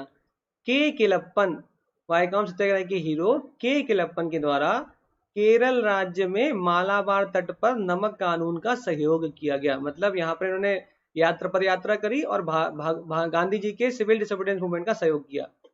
बिहार में लोगों ने चौकीदारी टैक्स देने से मना कर दिया। यूनाइटेड प्रोविंस में एक नारा चला, ना कर देंगे ना लगान देंगे। उत्तर पूर्व भारत में रानी गणिल्यू, जिन्हें रानी की संज्ञा पंडित जवाहरलाल नेहरू के द्वारा दी गई, उनके द्वारा भी इस सिविल डिसोबीडियंस मूवमेंट में सहयोग किया गया। ये सिविल डिसोबीडियंस मूवमेंट बहुत इंपॉर्टेंट है, याद रखो, पूछ पाछ लिया जाएगा, उड़ते चले जाओगे, ये बहुत इंपॉर्टेंट है। अगला करंट अफेयर है लिंगराज मंदिर। लिंगराज मंदिर के बारे में क्या फेमस? यह मंदिर भगवान शिव को समर्पित है, लेकिन यहाँ पर विष्णु की प्रतिमाएं भी स्थापित है। यही यहाँ का कैच है, इस क्वेश्चन का यही कैच है। आपसे लिख देगा लिंगराज मंदिर विष्णु को समर्पित है, लेकिन यहाँ पर विष्णु की प्रतिमाएं नहीं पाई गई। तो यहाँ पर विष्णु की प्रतिमाएं भी स्थापित है, जिन्हें संभवतः 12वीं शताब्दी के दौरान पुरी में जगन्नाथ मंदिर का निर्माण करने वाले गंग शासकों के द्वारा प्रचलित जगन्नाथ संप्रदाय की प्रमुखता के कारण स्थापित किया गया। तो याद रखना इस लिंगराज मंदिर के बारे में कि राजा यायाति केशरी द्वारा इसका निर्माण कराया गया। सोमवंश के शासक यायाति केशरी के द्वारा इसका निर्माण कराया गया है। लिंगराज मंदिर के उत्तर में बिंदुसागर झील है। ठीक, बेसिक पॉइंट है, पूछ लेता कभी कदा। देश का सबसे बड़ा तैरता हुआ सौर ऊर्जा संयंत्र, countries biggest floating solar power plant, जो कि प्रोडक्शन उत्पादन क्षमता के हिसाब से देश में अब तक का सबसे बड़ा floating solar power plant Telangana के पेड्डापल्ली जिले के रामागुंडम में एनटीपीसी के द्वारा अपने थर्मल प्लांट के जलाशय में स्थापित किया जा रहा है। तो कहाँ पे स्थापित किया जा रहा है? तेलंगाना में। तेलंगाना में, ठीक। कब शुरू होगा? अगले साल में से शुरुआत होगा, लेकिन ये उत्पादन क्षमता के आधार पे देश का सबसे बड़ा तैरता हुआ सौर ऊर्जा संयंत्र है। What is virus passport? Virus passport का क्या संबंध है? वायरस पासपोर्ट ये चीन के द्वारा शुरू किया गया वायरस पासपोर्ट है। मूल रूप से चीन के अंतर्राष्ट्रीय यात्रियों हेतु एक स्वास्थ्य प्रमाण पत्र कार्यक्रम है। ये हेल्थ सर्टिफिकेट कार्यक्रम है, जिसके द्वारा इस डिजिटल प्रमाण पत्र में उपयोगकर्ता की टीकाकरण स्थिति और उसके वायरस परीक्षण परिणामों का विवरण होगा। यहाँ पे इस एप्लीकेशन में लिखा रहेगा कि हाँ इनका वैक्सीनेशन हो चुका है। और इस तरह का हो सकता है भारत में भी प्रोग्राम, जो आप लोग आरोग्य सेतु चला रहे हो सकता है वहां पर भी इस प्रकार की एप्लीकेशन हो, जहां पर आगे चल के चला दी जाए, जहां पर ये लिखा जाए कि हाँ आपके द्वारा वैक्सीनेशन कराया जा चुका है और आपके द्वारा ये कोरोना का covid positive covid negative test या कोविड टेस्ट हो चुका है, वायरस का परीक्षण आपका हो चुका है। तो ये वायरस पासपोर्ट की शुरुआत चीन के द्वारा की। हो सकता है वायरस पासपोर्ट का संबंध किस देश के साथ है, इस प्रकार से वन लाइनर क्वेश्चन में उठा के फेंके। अंतरराष्ट्रीय महिला दिवस अभी हाल में 8 मार्च को मनाया गया। इसकी थीम बहुत इंपॉर्टेंट है, चूज टू चैलेंज। ठीक, इसकी थीम है चूज टू चैलेंज। ये पूछ सकता है आपसे इसकी थीम क्या है। ठीक, बाकी आपको पता है कि 8 मार्च को हर साल मनाते हैं। On March 9th 1911 international women's day was honoured for the first time in Austria, Denmark, Germany and Switzerland. पहली बार 9 मार्च 1911 को इन देशों में अंतरराष्ट्रीय महिला दिवस मनाया गया। In the United Nations it was celebrated for the first time इन 1975। बस ये याद रखना कि यूनाइटेड नेशन संयुक्त राष्ट्र में ये पहली बार 1975 में सेलिब्रेट किया गया। ठीक, 1977 में जनरल असेंबली के द्वारा एक प्रस्ताव पारित किया गया, जहां पर बोला गया कि हर देश किसी साल की एक डेट में अंतरराष्ट्रीय महिला दिवस मना ले। 8 मार्च लोगों ने चूज किया है, तो इसकी थीम है चूज टू चैलेंज। ठीक, बैंक बोर्ड ब्यूरो के बारे में क्या इंपॉर्टेंट है? मार्च में चर्चा में इसलिए रहा कि इस बैंक बोर्ड ब्यूरो को एक काम सौंपा गया, जिसके अंतर्गत द बैंक बोर्ड ब्यूरो में be interested with the job to select MD और DMD of proposed 1 lakh rupees का डेवलपमेंट फाइनेंशियल इंस्टीट्यूशन। ये जो विकास वित्तीय संस्थान है 1 लाख करोड़ रुपए का, इसके एमडी और डीएमडी को चुनने के लिए बैंक बोर्ड ब्यूरो को सरकार ने कार्य दे दिया कि भैया तुम चुनो, मतलब तुम बताओ किसको चुनना चाहिए। ये बैंक बोर्ड ब्यूरो का काम ही ये है कि जो भारत के अंदर जो नेशनलाइज्ड बैंक है उनमें कौन एमडी चुने जाएंगे और डीएमडी चुने जाएंगे, ये यही बताते हैं। किनको बताते हैं? कैबिनेट कमेटी ऑन अपॉइंटमेंट को। कैबिनेट कमेटी ऑन अपॉइंटमेंट कौन सी बॉडी है? ये वह संस्था है जो कि अपॉइंटमेंट करती है भारत में कुछ संस्थाओं के जो शीर्ष नेतृत्व है उनका।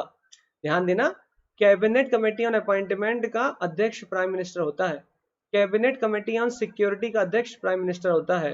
Cabinet committee on economic affair का अध्यक्ष प्राइम मिनिस्टर होता है।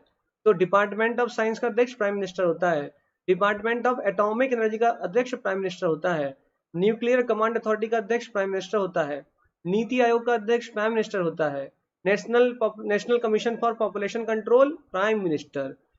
Council of scientific and industrial research CSIR का अध्यक्ष कौन है? Prime minister. Inter state council का अध्यक्ष कौन है? Prime minister.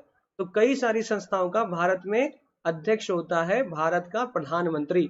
तो कैबिनेट कमेटी ऑन अपॉइंटमेंट का अध्यक्ष, जिसे यह अपना ब्यौरा देंगे, बैंक बोर्ड ब्यूरो ये अपना ब्यौरा देंगे कि हम चाहते हैं इस फला फला व्यक्ति को इस जो आप डेवलपमेंट फाइनेंशियल इंस्टीट्यूशन बना रहे हो इसका अध्यक्ष या डीएमडी या फिर डीएमडी बना दिया जाए, मोहर वही लगाएंगे। ठीक, तो ये लिखा हुआ है कि प्रधानमंत्री कार्यालय के परामर्श से वित्त मंत्रालय द्वारा इन नियुक्तियों पर अंतिम निर्णय लिया जाता है।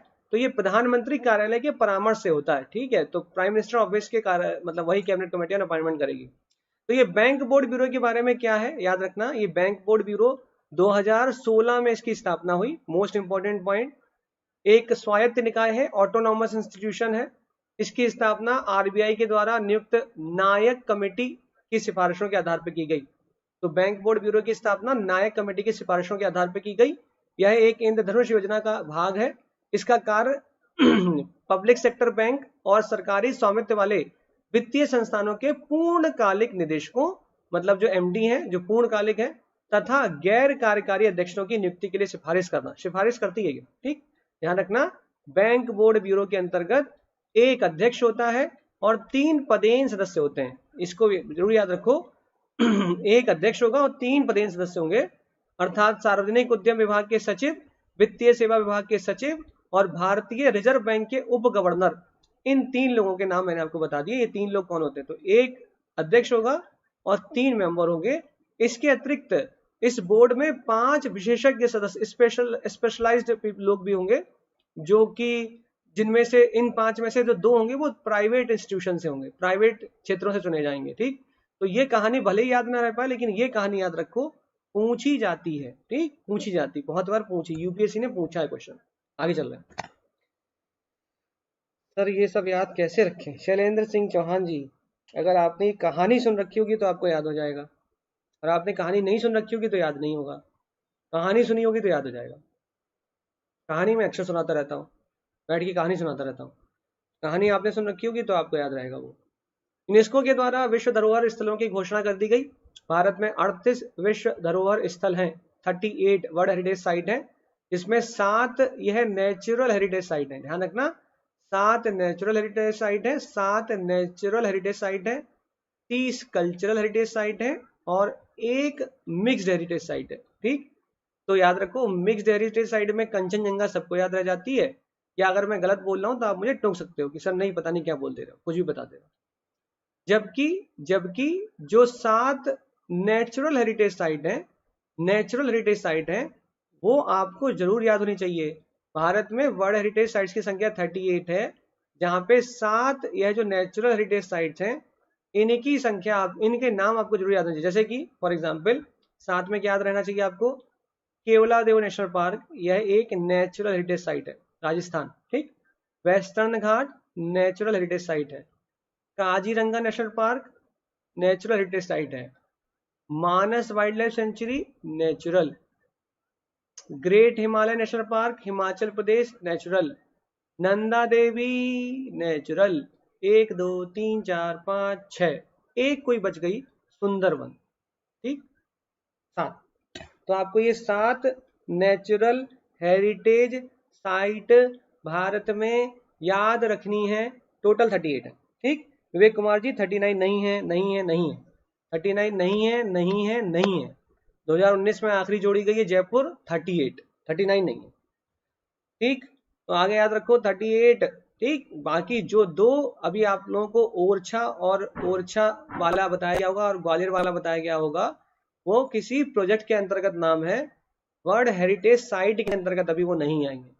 भारत के संस्कृति मंत्रालय के द्वारा, कल्चरल मिनिस्ट्री के द्वारा यह सूचित किया गया है कि धौलावीरा, एक हड़प्पन कालीन नगर को वर्ष 2019-20 में विश्व धरोहर स्थल में शामिल किए जाने हेतु नॉमिनेशन के लिए प्रस्तावित किया गया, जबकि शांति निकेतन, भारत तथा होयसल के मंदिर समूहों को वर्ष 2021-22 में विश्व धरोहर स्थल में शामिल करने हेतु नॉमिनेट यूनेस्को दस्तावेजों के लिए भेजा गया है। ठीक, तो अगर ये धौलावीरा बनती तो ये 39वें नंबर की बनेगी।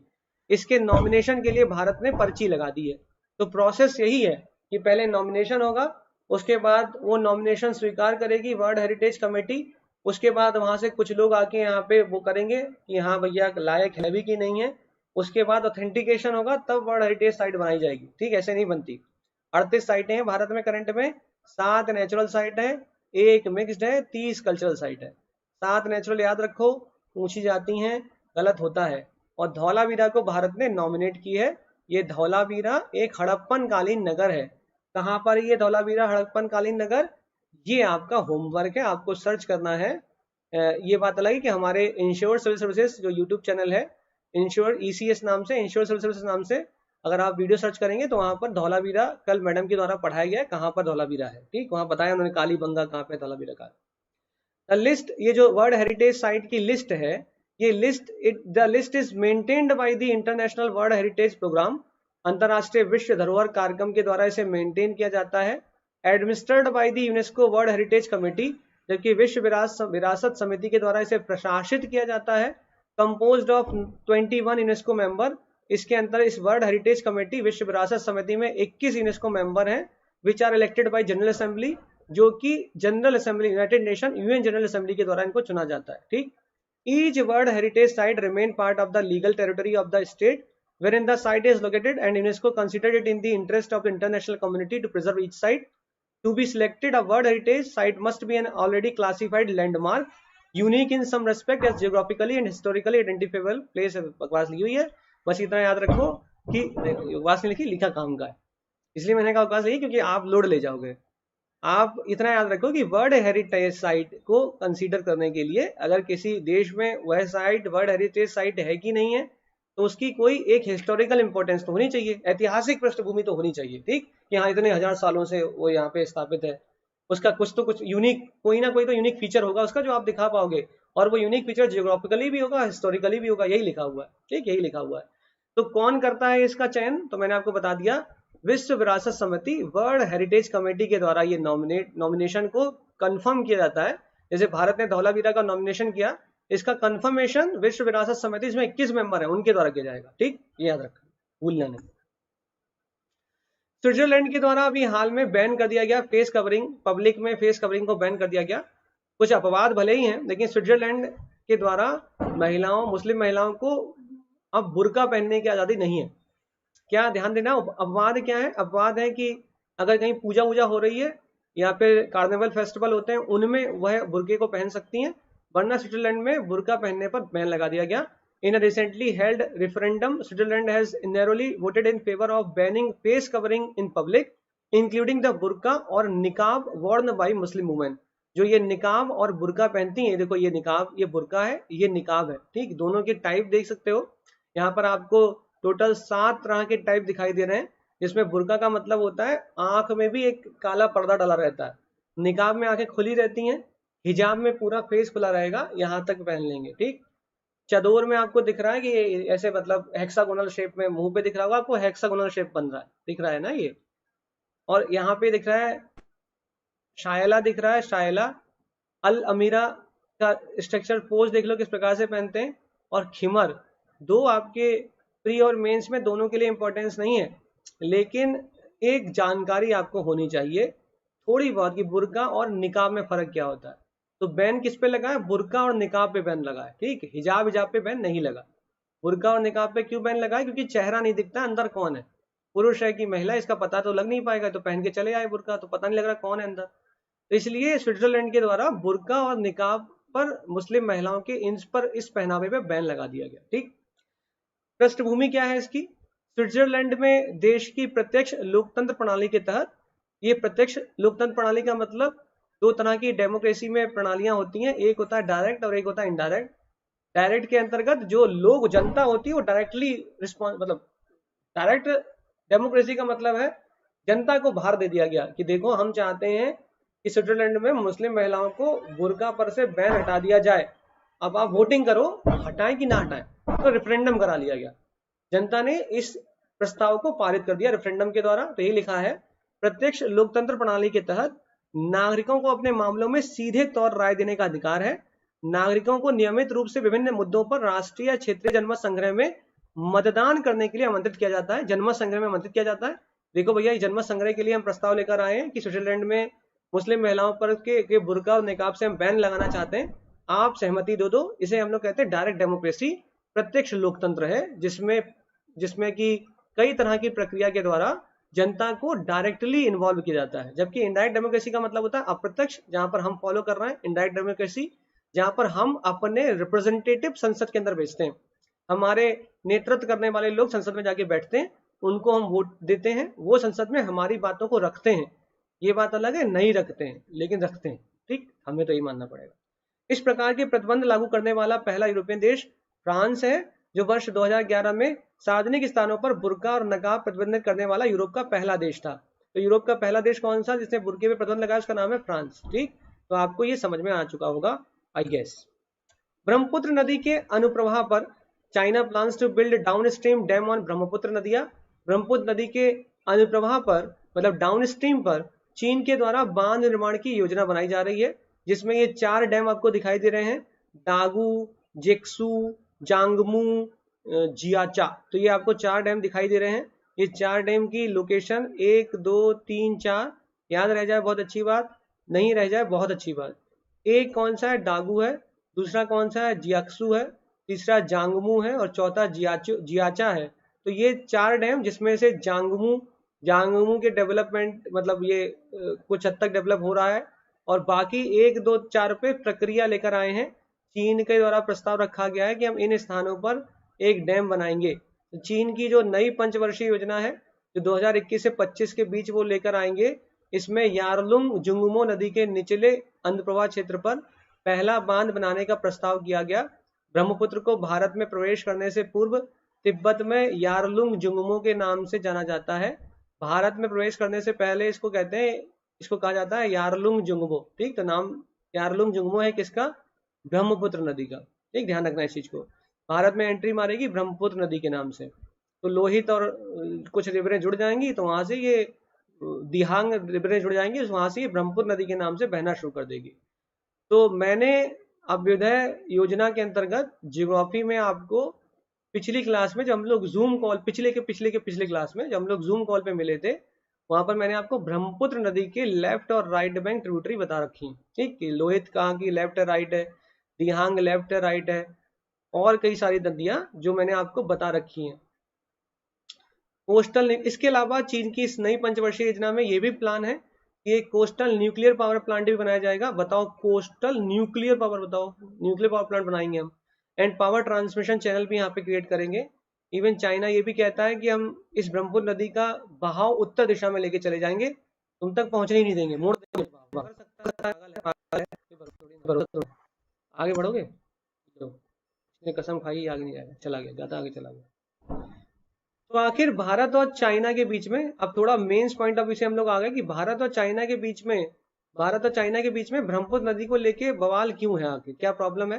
तो देखो, देयर आर नो बाइलेटरल और multilateral treaties on the water. ऐसी भारत और चाइना के बीच में कोई भी बाइलेटरल और ट्राइलेटरल ट्रीटी नहीं साइन की गई। जैसे इंडस वाटर ट्रीटी भारत और पाकिस्तान के बीच में साइन है, वैसी चाइना और भारत के बीच में किसी भी प्रकार की बाइलेटरल और मल्टीलेटरल ट्रीटी साइन नहीं है। इसलिए भारत को समस्या है और चाइना को भी समस्या, क्या हुआ तो ऊपर है।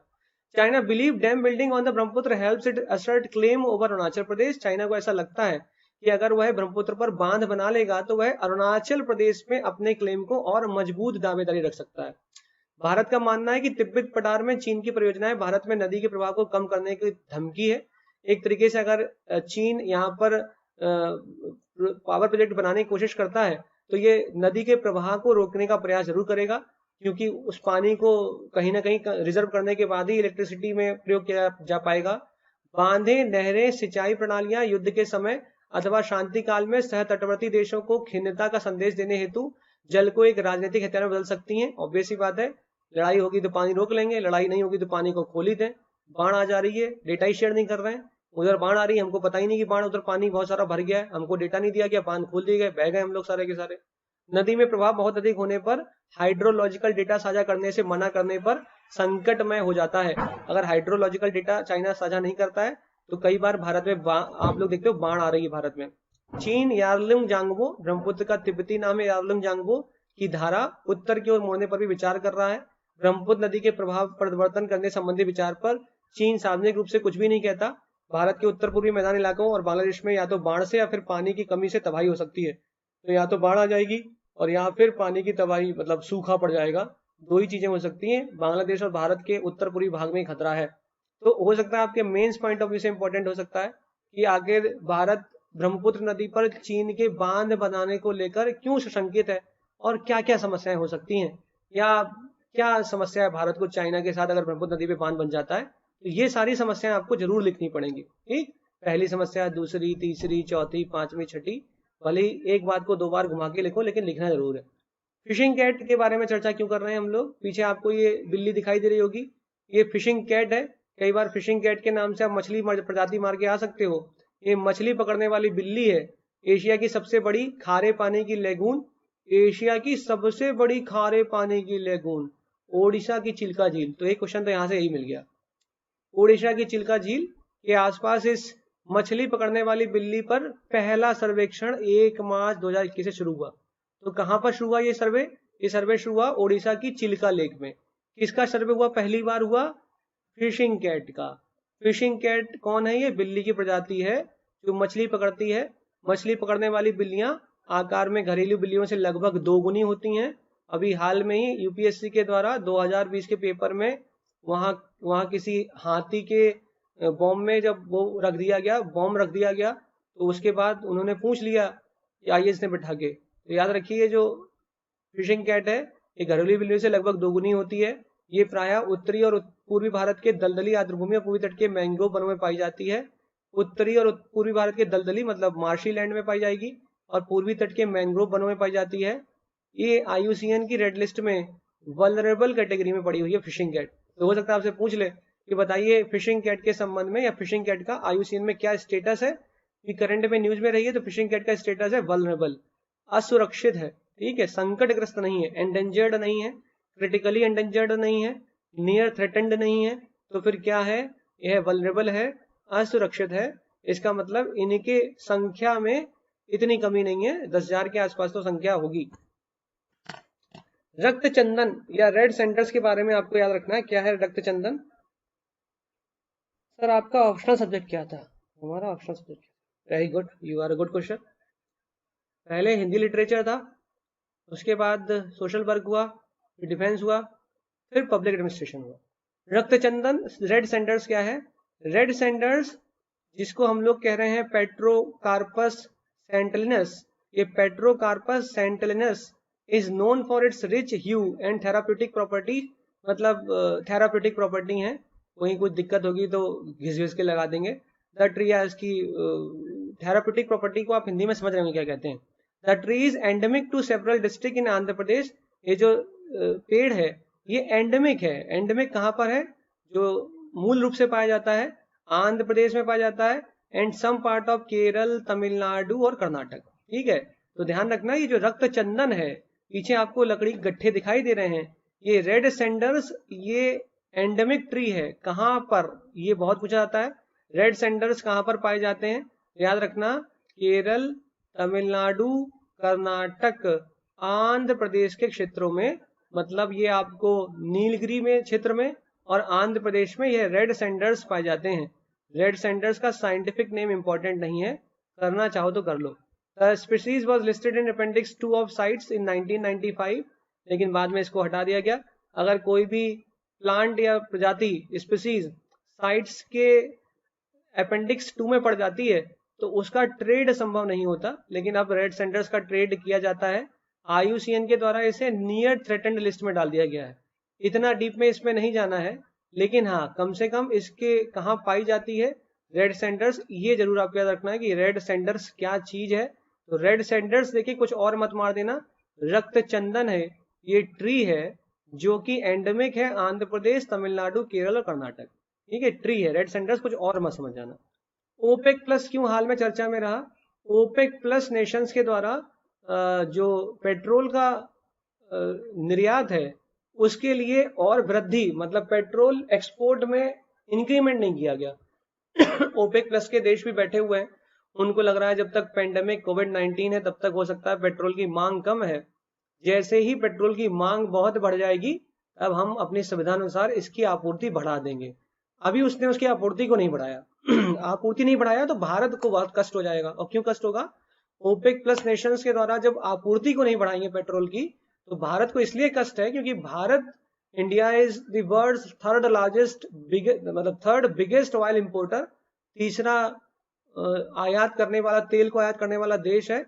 India import about 84% of its oil and relies on West Asian supplies to meet over 3/5 of its demand। अपनी डिमांड का 3/5 भाग वेस्ट एशिया से डिमांड कंप्लीट करता है भारत, वही वेस्ट एशिया जहाँ पंगे चल रहे हैं आजकल। OPEC plus refers to the alliance of crude producers.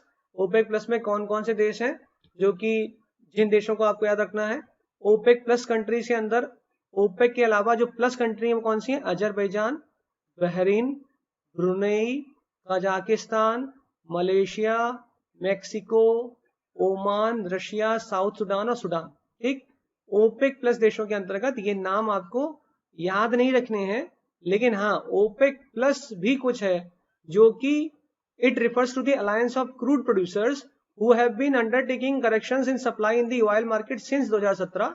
2017 से जो ऑयल मार्केट में सप्लाई के करेक्शंस को देख रही हैं, इस तरह के एक अलायंस को हम लोग कह रहे हैं ओपेक प्लस। मतलब ओपेक प्लस से पहले ओपेक भी होगा। ये ओपेक क्या चीज है, ओपेक का मतलब है organisation of petroleum exporting countries. ये संगठन है जो पेट्रोल को एक्सपोर्ट करता है, ठीक, पेट्रोल का एक्सपोर्ट करता है। पेट्रोलियम निर्यातक देशों का संगठन ही ओपेक कहलाता है। इसकी स्थापना 1960 में हुई। किसके द्वारा हुई, बगदाद सम्मेलन के द्वारा, याद रखना, बगदाद सम्मेलन के द्वारा 1960 में ओपेक संगठन की स्थापना हुई, जिसमें कि इसके फाउंडिंग मेंबर में 5 देश कौन से थे, Iran, Iraq, Kuwait, Saudi Arabia और वेनेजुएला। 1 2 3 4 5, कौन से 5 देश मैंने फिर से बताए, Iran, Iraq, Kuwait, Saudi Arabia और वेनेजुएला। इन 5 देशों को इसका फाउंडिंग मेंबर कहा जाता है, फाउंडिंग मेंबर, ठीक, याद रखना, फाउंडिंग मेंबर। 1960 में बगदाद सम्मेलन के द्वारा ओपेक की स्थापना हुई। इस संगठन का उद्देश्य अपने सदस्य देशों के मध्य पेट्रोलियम नीतियों का समन्वय, मतलब अपने जो सदस्य देश हैं इसके, उनके भी जो कि पेट्रोल एक्सपोर्ट में बहुत ज्यादा योगदान करते हैं, जिनके पास पेट्रोल का रिजर्वायर है वो सदस्य देश है, उनके बीच में इस नीति, इस पॉलिसी को लेकर सामंजस्य बिठाया जाता है, कितना प्राइस रखा जाए, किस प्रकार से पेट्रोल का एक्सपोर्ट में क्या फायदा हम लोगों को हो सकता है, वो नीति निर्धारित करते हैं ये लोग। तथा उपभोक्ता राष्ट्रों के लिए पेट्रोलियम की सफल आर्थिक नियमित आपूर्ति सुनिश्चित करने हेतु तेल बाजारों का स्थिरीकरण सुनिश्चित करना है। कि तेल बाजारों का स्थिरीकरण का मतलब है ऐसा ना हो कि ऑयल मार्केट क्रैश कर जाए, या फिर ऐसा ना हो कोई कुछ पैसे का बेच रहा है और कोई कुछ पैसे का बेच रहा है। तो ये जो पेट्रोल एक्सपोर्ट करने वाले नेशन है, ये साथ में आके एक ऑर्गेनाइजेशन बना रहे हैं, इसका नाम है ओपेक, जिसे हम लोग बोल रहे हैं फुल फॉर्म में organisation of the petroleum exporting countries. इसका मुख्यालय कहाँ पर है, इसका मुख्यालय है ऑस्ट्रिया के वियना शहर में। याद रखना, ऑस्ट्रिया के वियना शहर में IEA का मुख्यालय भी है। ये क्या है, IEA, इंटरनेशनल एनर्जी एजेंसी, इसका मुख्यालय भी वियना में है। तो ऑस्ट्रिया के वियना में ओपेक का मुख्यालय है। IEA का ओपेक के साथ संबंध है। आपका होमवर्क है कि आप घर में बैठ के IEA का ओपेक के साथ संबंध ढूंढे क्या है, ठीक। तो ये याद रखना है हम लोगों को। मैंने आपको ओपेक के बारे में बता दिया कि ओपेक संगठन के अंतर्गत फाउंडिंग मेंबर कौन से हैं।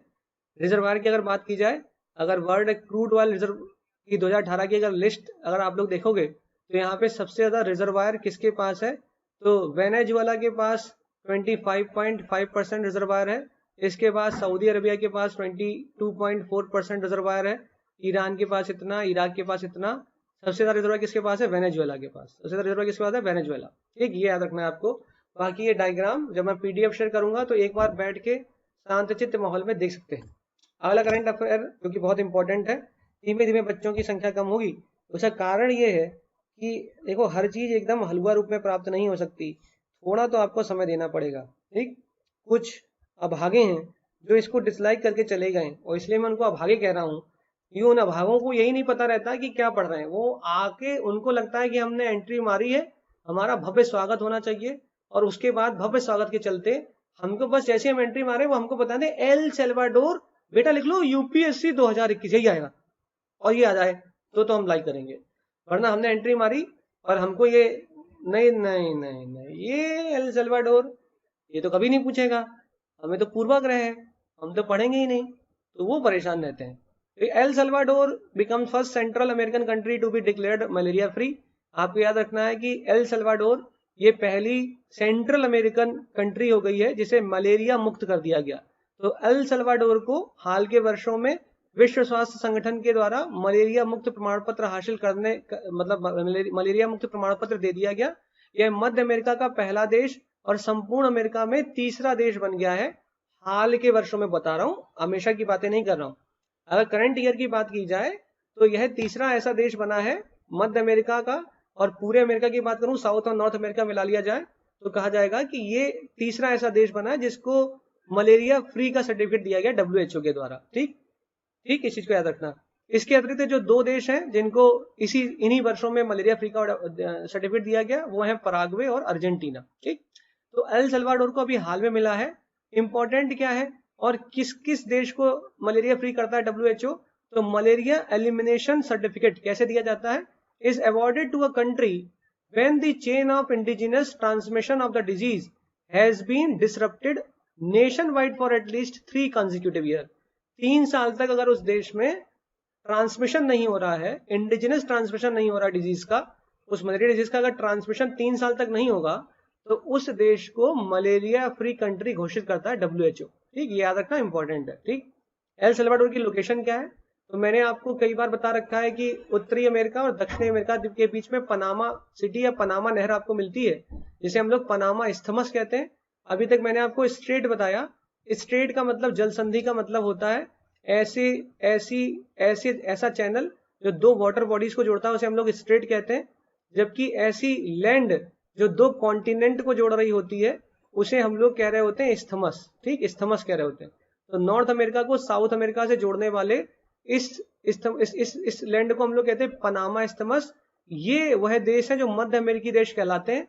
इन मध्य अमेरिकी देशों में आपको लोकेशन जरूर देखनी है। जैसे एल सल्वाडोर आपको दिखाई दे रहा है, ये देखो दिख रहा है आपको एल सल्वाडोर। ठीक, एल सल्वाडोर।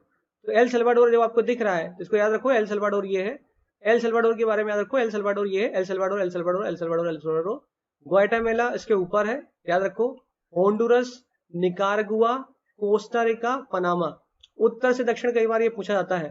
ठीक, इसलिए मैं ये जब PDF शेयर करूंगा तो इसको जरूर देख लेना। साथ में पश्चिम से पूर्व दिशा में ये जो देश आपको वेस्ट इंडीज दिखाई दे रहे हैं, वेस्ट इंडीज में ये देश आ रहे हैं सारे के सारे, इनको भी जरूर देख लेना। वेस्ट इंडीज में आपको हवाना दिखाई दे रहा है, क्यूबा की तो कैपिटल है, क्यूबा दिख रहा है, क्यूबा। और इसके अलावा आपको बहामास दिख रहा है, जमाइका दिख रहा है, हैती दिख रहा है, डोमिनिकन रिपब्लिक दिख रहा है।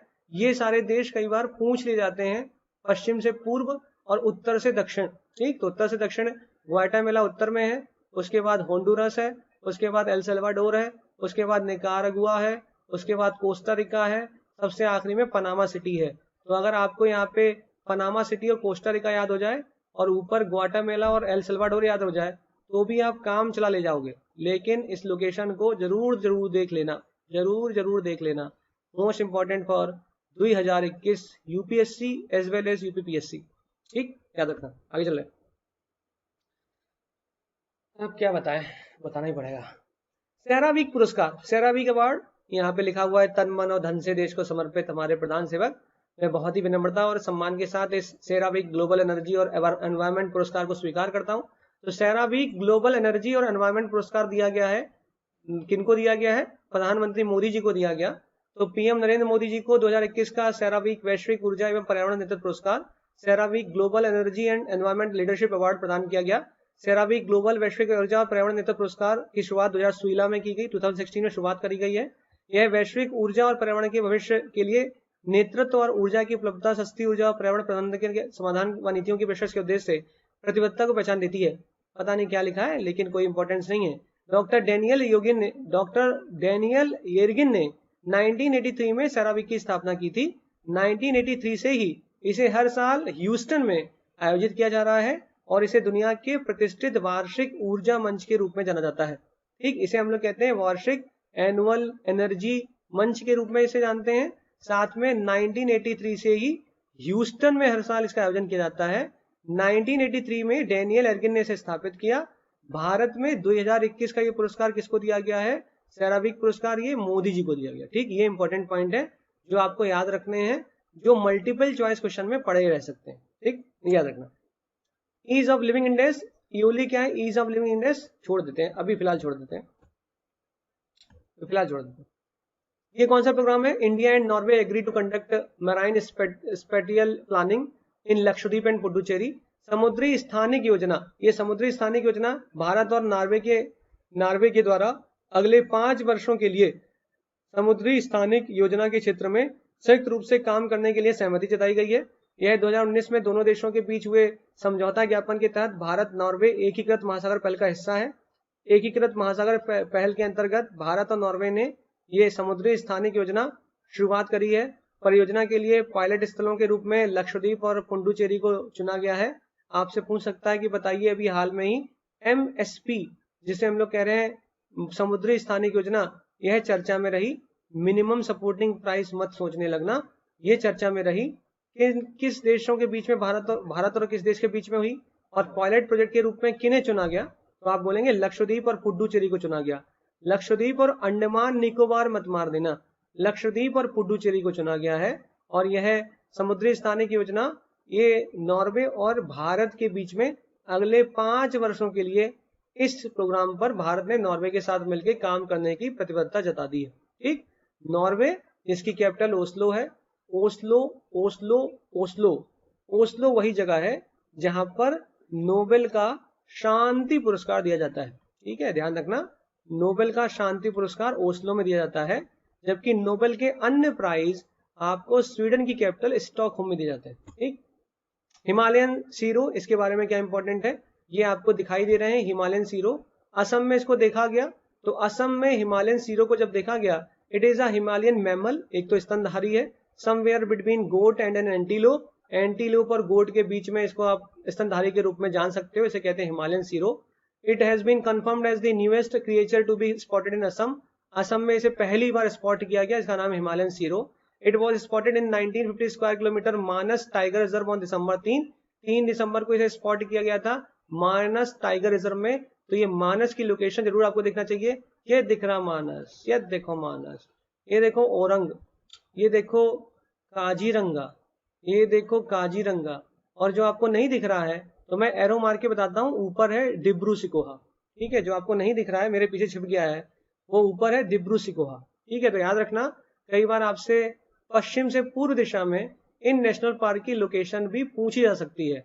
तो आपको पश्चिम से पूर्व दिशा में फ्रॉम वेस्ट टू ईस्ट, सबसे वेस्ट में मानस, उसके बाद औरंग, उसके बाद काजीरंगा और उसके बाद डिब्रू सिकोहा। इस सीक्वेंस को भी याद रखना है। इसी मानस के अंतर्गत हिमालयन सीरो को भी स्पॉट किया गया। ये हिमालयन सीरो क्या है, मैमल है, पहली बार स्पॉट किया गया है। Categorised as vulnerable in the IUCN red list of threatened species, IUCN के द्वारा जो संकटग्रस्त प्रजातियों की लिस्ट निकाली जाती है उसमें इसे वल्नरेबल लिस्ट में रखा गया है। It is listed under schedule 1 of wild life protection act 1972। Bharat में भी एक वाइल्ड लाइफ प्रोटेक्शन एक्ट 1972 है, वन्य जीव संरक्षण अधिनियम 1972 में इसे शेड्यूल 1 के अंतर्गत रखा गया है। इसका शिकार नहीं कर सकते, अगर इसका शिकार करोगे तो बहुत ही ज्यादा प्यूनिटिव का मतलब खतरनाक दंड दिया जाएगा आपको। ठीक, ये बात अलग है, पैसा जहां होता है वहां दंड नहीं मिलता है, किसी ने शिकार किया था उनको दंड ही नहीं दिया गया। तो wild life protection act 1972 schedule 1 में पढ़ा है हिमालयन सीरो। ठीक है, याद रखना इस चीज को, भूलना नहीं। हुरून ग्लोबल रिच लिस्ट, ये जो हुरून ग्लोबल रिच लिस्ट है इसमें कौन से लोग दिख रहे हैं, टॉप पहले नंबर पे एलन मस्क दिखाई दे रहे हैं आपको, जो ट्वीट कर देते हैं कि बिटकॉइन गिरने वाला उठने वाला है। जेफ बेजोस आपको सेकंड नंबर पे दिख रहे हैं। इसके अलावा 8वें नंबर पे आपको भारत के मुकेश अंबानी दिखाई दे रहे होंगे। यही याद करने वाली चीज है कि हुरून के द्वारा जो ग्लोबल रिच लिस्ट निकाली गई, इसमें 10वां संस्करण ये जारी किया गया। विश्व के 607 नए अरबपति बने हैं, अर्थात प्रति 2 दिनों में 3 अरबपति या 3 से अधिक अरबपति बने हैं। बताइए, वर्ष 2020 के दौरान भारत ने 2020 में 55 नए अरबपति बने। बताइए, 2020 में 55 नए अरबपति इंडिया में बन गए, अर्थात हर हफ्ते 1 अरबपति या 1 से अधिक अरबपति बने हैं भारत में। हुरून ग्लोबल रिच लिस्ट 2021 में शीर्ष पर टेस्ला के एलन मस्क हैं, इनके बाद अमेजॉन के जेफ बेजोस हैं, इसके बाद कौन है पता नहीं, लेकिन मोएट हेनेसी का अगला स्थान बता रहे हैं। ठीक, रिलायंस इंडस्ट्री के चेयरमैन और मैनेजिंग डायरेक्टर मुकेश अंबानी दुनिया के 8वें सबसे अमीर शख्स बन गए हैं। पिछले 1 साल में मुकेश अंबानी की दौलत 24% बढ़ी है और अब वह 83 अरब डॉलर के मालिक हैं। 83 अरब डॉलर के मालिक हैं मुकेश अंबानी जी। ठीक, एशियन इंफ्रास्ट्रक्चर बैंक अगला करंट है आपका, एशियन इंफ्रास्ट्रक्चर बैंक के बारे में। एशियन इंफ्रास्ट्रक्चर बैंक, इसके बारे में याद रखो, इसका हेडक्वार्टर कहाँ पर है, इसको याद रखना, बीजिंग में इसका हेडक्वार्टर है। जबकि न्यू डेवलपमेंट बैंक का हेडक्वार्टर संघाई में है। जबकि जबकि एक और डेवलपमेंट बैंक है जिसको कहते हैं हम लोग एशियन डेवलपमेंट बैंक, एडीबी, उसका मुख्यालय फिलीपींस मनीला में। ठीक, याद रखना, भूलना मत। इसकी शुरुआत में 57 देश हैं एशियन इंफ्रास्ट्रक्चर बैंक में, 57 शुरुआत में देशों की संख्या 57 थी। इसका मुख्यालय बीजिंग में है। जनवरी 2016 से कार्य कर रहा है। एशियन इंफ्रास्ट्रक्चर बैंक में चीन की शेयर होल्डिंग सबसे ज्यादा है, इसके बाद भारत की है, उसके बाद रूस की है। ये याद रखना, एशियन इंफ्रास्ट्रक्चर बैंक, जिसमें वोटर शेयरिंग, अगर शेयरिंग की बात की जाए तो चीन की शेयरिंग सबसे ज्यादा है, पूछ जाता है कई बार क्वेश्चन। ठीक, इसके अलावा खुजली घर ये चर्चा में रहा मार्च में। खुजली घर क्या चर्चा में है, यह स्थानीय तौर पर पाई जाने वाली खुजली पैदा करने वाली लकड़ियों से निर्मित एक तंग त्रिकोणीय पिंजरा होता है। पीछे आपको डायग्राम दिखाई दे रहा है, ट्रायंगुलर शेप में बना हुआ है। यह अपराधों पर रोक लगाने के लिए सजा एक पारंपरिक रूप है, जहाँ पे अपराधी को इसके अंदर बांध दिया जाता है। जैसे इस खुजली घर में जो पैनी पैनी नुकीली डॉट डॉट दिखाई दे रही है, ये कोई प्रजाति है जो चुभने पर जलन पैदा करती है। नागालैंड के कुछ गाँव में सजा के इस रूप को पुनर्जीवित किया जा रहा है।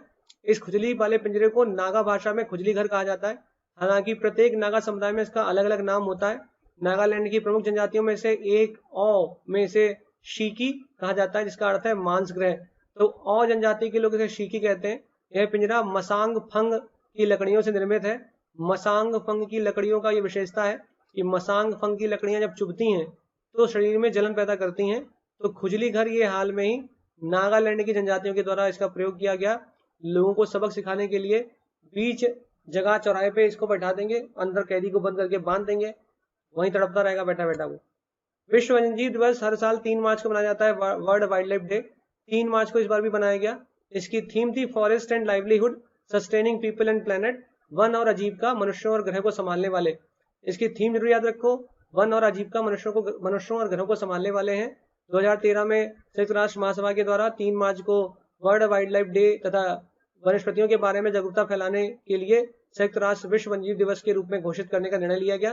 तो 2013 में ऐसा निर्णय लिया गया। जबकि 3 मार्च 1973 को convention on international trade in endangered species of wild flora and fauna पर हस्ताक्षर किए गए थे। बिल्कुल लोड मत लो, बस ये याद रखो कि 3 मार्च को वर्ल्ड वाइल्ड लाइफ डे बनाते हो और इस 3 मार्च की थीम है forest and livelihood, sustaining people and planet. ठीक, ये वाला पार्ट जब मैं आपको पीडीएफ दूंगा तो यहाँ पे पढ़ लेना, ये वाला पार्ट बस पढ़ लेना, इंपॉर्टेंट है, इसको देख लेना थोड़ा। ठीक, देख कर समझ में आ जाए अच्छी बात, नहीं आ जाए बहुत अच्छी बात, बिल्कुल नहीं आए तो और अच्छी बात, नहीं आए तो हमको बताना कि सर नहीं आई समझ में, समझा दो तो हम समझा दें। ठीक, लोड नहीं लेना कहीं भी। अब के बाद की कहानी नहीं पढ़ाएंगे, बहुत ज्यादा पढ़ा दिया, 1.5 घंटे क्लास होगी, पागल हो जाएंगे सब। ये अलग बात है कि मैंने ये आगे के लिए बना भी रखा था कि मैं ये बताऊंगा, मेंस पॉइंट ऑफ व्यू से बहुत इंपॉर्टेंट चीजें थी ये आपके प्री पॉइंट ऑफ व्यू से इंपॉर्टेंट नहीं आएगी चीजें, मेंस पॉइंट ऑफ व्यू से इंपॉर्टेंट है। ये पता लगा कि इसमें स्टेट पार्टी और नेशनल पार्टी का पंजीकरण कैसे होता है, ये important pre point of view से भी था, लेकिन कोई बात नहीं, पीडीएफ में मैं शेयर कर दूंगा इसको, आप इस चीज को जरूर देख लें, जरूर इसको देख लेंगे, इसको देख लेंगे। जैसे महिलाओं के समक्ष चुनौतियां क्या क्या, भारत में क्या चुनौतियां हैं, lack of time and discrimination for family care, gender is a barrier when it comes to attaining opportunity, lack of guidance through networks, work place discrimination, pink job कहते हैं महिलाओं की जॉब को आजकल। तो ये सब मैं आपको शेयर कर दूंगा, आप इसको खुद से देख लेना कि क्या क्या इंपॉर्टेंट है। बाकी अगली क्लास जब करंट अफेयर की होगी तो इसको मैं कवर कर लूंगा। जैसे इसमें मैंने अभी प्लेट टाइगर में भी आपको दिखाया था क्या टाइगर रिजर्व है, यहाँ पर कौन सा टाइगर रिजर्व कहाँ पर है, उत्तर से दक्षिण में क्रम उनका जरूर मैंने दिखाया, तो मैं अगली क्लास में इसको कवर कर दूंगा। तो इसके बारे में सोचना नहीं कि पता नहीं उन्होंने छोड़ दिया, पता नहीं कि बताएंगे कि नहीं बताएंगे, टाइगर रिजर्व के बारे में कुछ बोलेंगे कि नहीं बोलेंगे, बस कह दे रहे हैं, हम जरूर बोलेंगे, कोई लोड नहीं लेना है। ये मैं आपको जरूर बताऊंगा कि नामदफा, पक्के, मानस, बुक्सा, वाल्मीकि, काजीरंगा, ओरंग, दंपा, अंपा, टंपा, सारे टाइगर रिजर्व मैं आपको बताऊंगा। जो नया 51 नंबर का टाइगर रिजर्व बना, मैं नाम भूल गया, मेंगा मलाई, उसके बारे में आपको बताऊंगा, जरूर देखेंगे, बिल्कुल टेंशन नहीं लेनी है। नेशनल साइंस डे आखिरी आपका करंट अफेयर इसमें है। थैंक यू सो मच, पढ़ते रहेंगे, बताएंगे जरूर, टेंशन नहीं लेंगे, तो पढ़ते रहिए। प्रियांशु दुबे 123 को आप टेलीग्राम ग्रुप है, इस पर पीडीएफ में सेंड कर दूंगा, सर के पास पीडीएफ पहले पहुंचेगी, वो आपको, अगर आप विदय योजना में इनरोल है तो आपको पीडीएफ पहले मिल जाएगी। ये मेरा जनहित में जारी एक ग्रुप है जिसको मैं ऐसे ही चलाता हूँ, जहाँ पे मैं पीडीएफ शेयर करता रहता हूँ, जो मुझे लगता है कि इंपॉर्टेंट है बच्चों के लिए, तो वो मैं शेयर कर देता हूँ। अगर आप जुड़ना चाहते हैं तो आप इसमें जुड़ सकते हैं, ये आपकी स्वेच्छा पर निर्भर करता है। कोई भी इसमें फोर्स नहीं है। तो थैंक यू सो मच और पढ़ते रहिए। पूरा करंट अफेयर फिर से देखिए, ज़्यादा से ज़्यादा लोगों तक शेयर करिए। मेरे ख्याल से मैंने करंट अफेयर प्लस जीएस पे ज़्यादा फोकस रखा, करंट अफेयर भी पढ़ाया, जीएस भी पढ़ाया। शायद आपको ये चीज़ें आज समझ में आई होंगी। अभ्युदय योजना का जो ये चैनल है इसको जरूर सब्सक्राइब करिए, नोटिफिकेशन पे क्लिक करिए ताकि जब भी अगली क्लास आए तो आपको पता लग जाए। मैराथन क्लास मोस्ट प्रोबेबली अगली हो सकती है, मैं बात करूंगा सर से, अगर वो कहेंगे अलाउ करेंगे तो ऐसा होगा। बाकी पढ़ें। Thank you so much. जय भारत।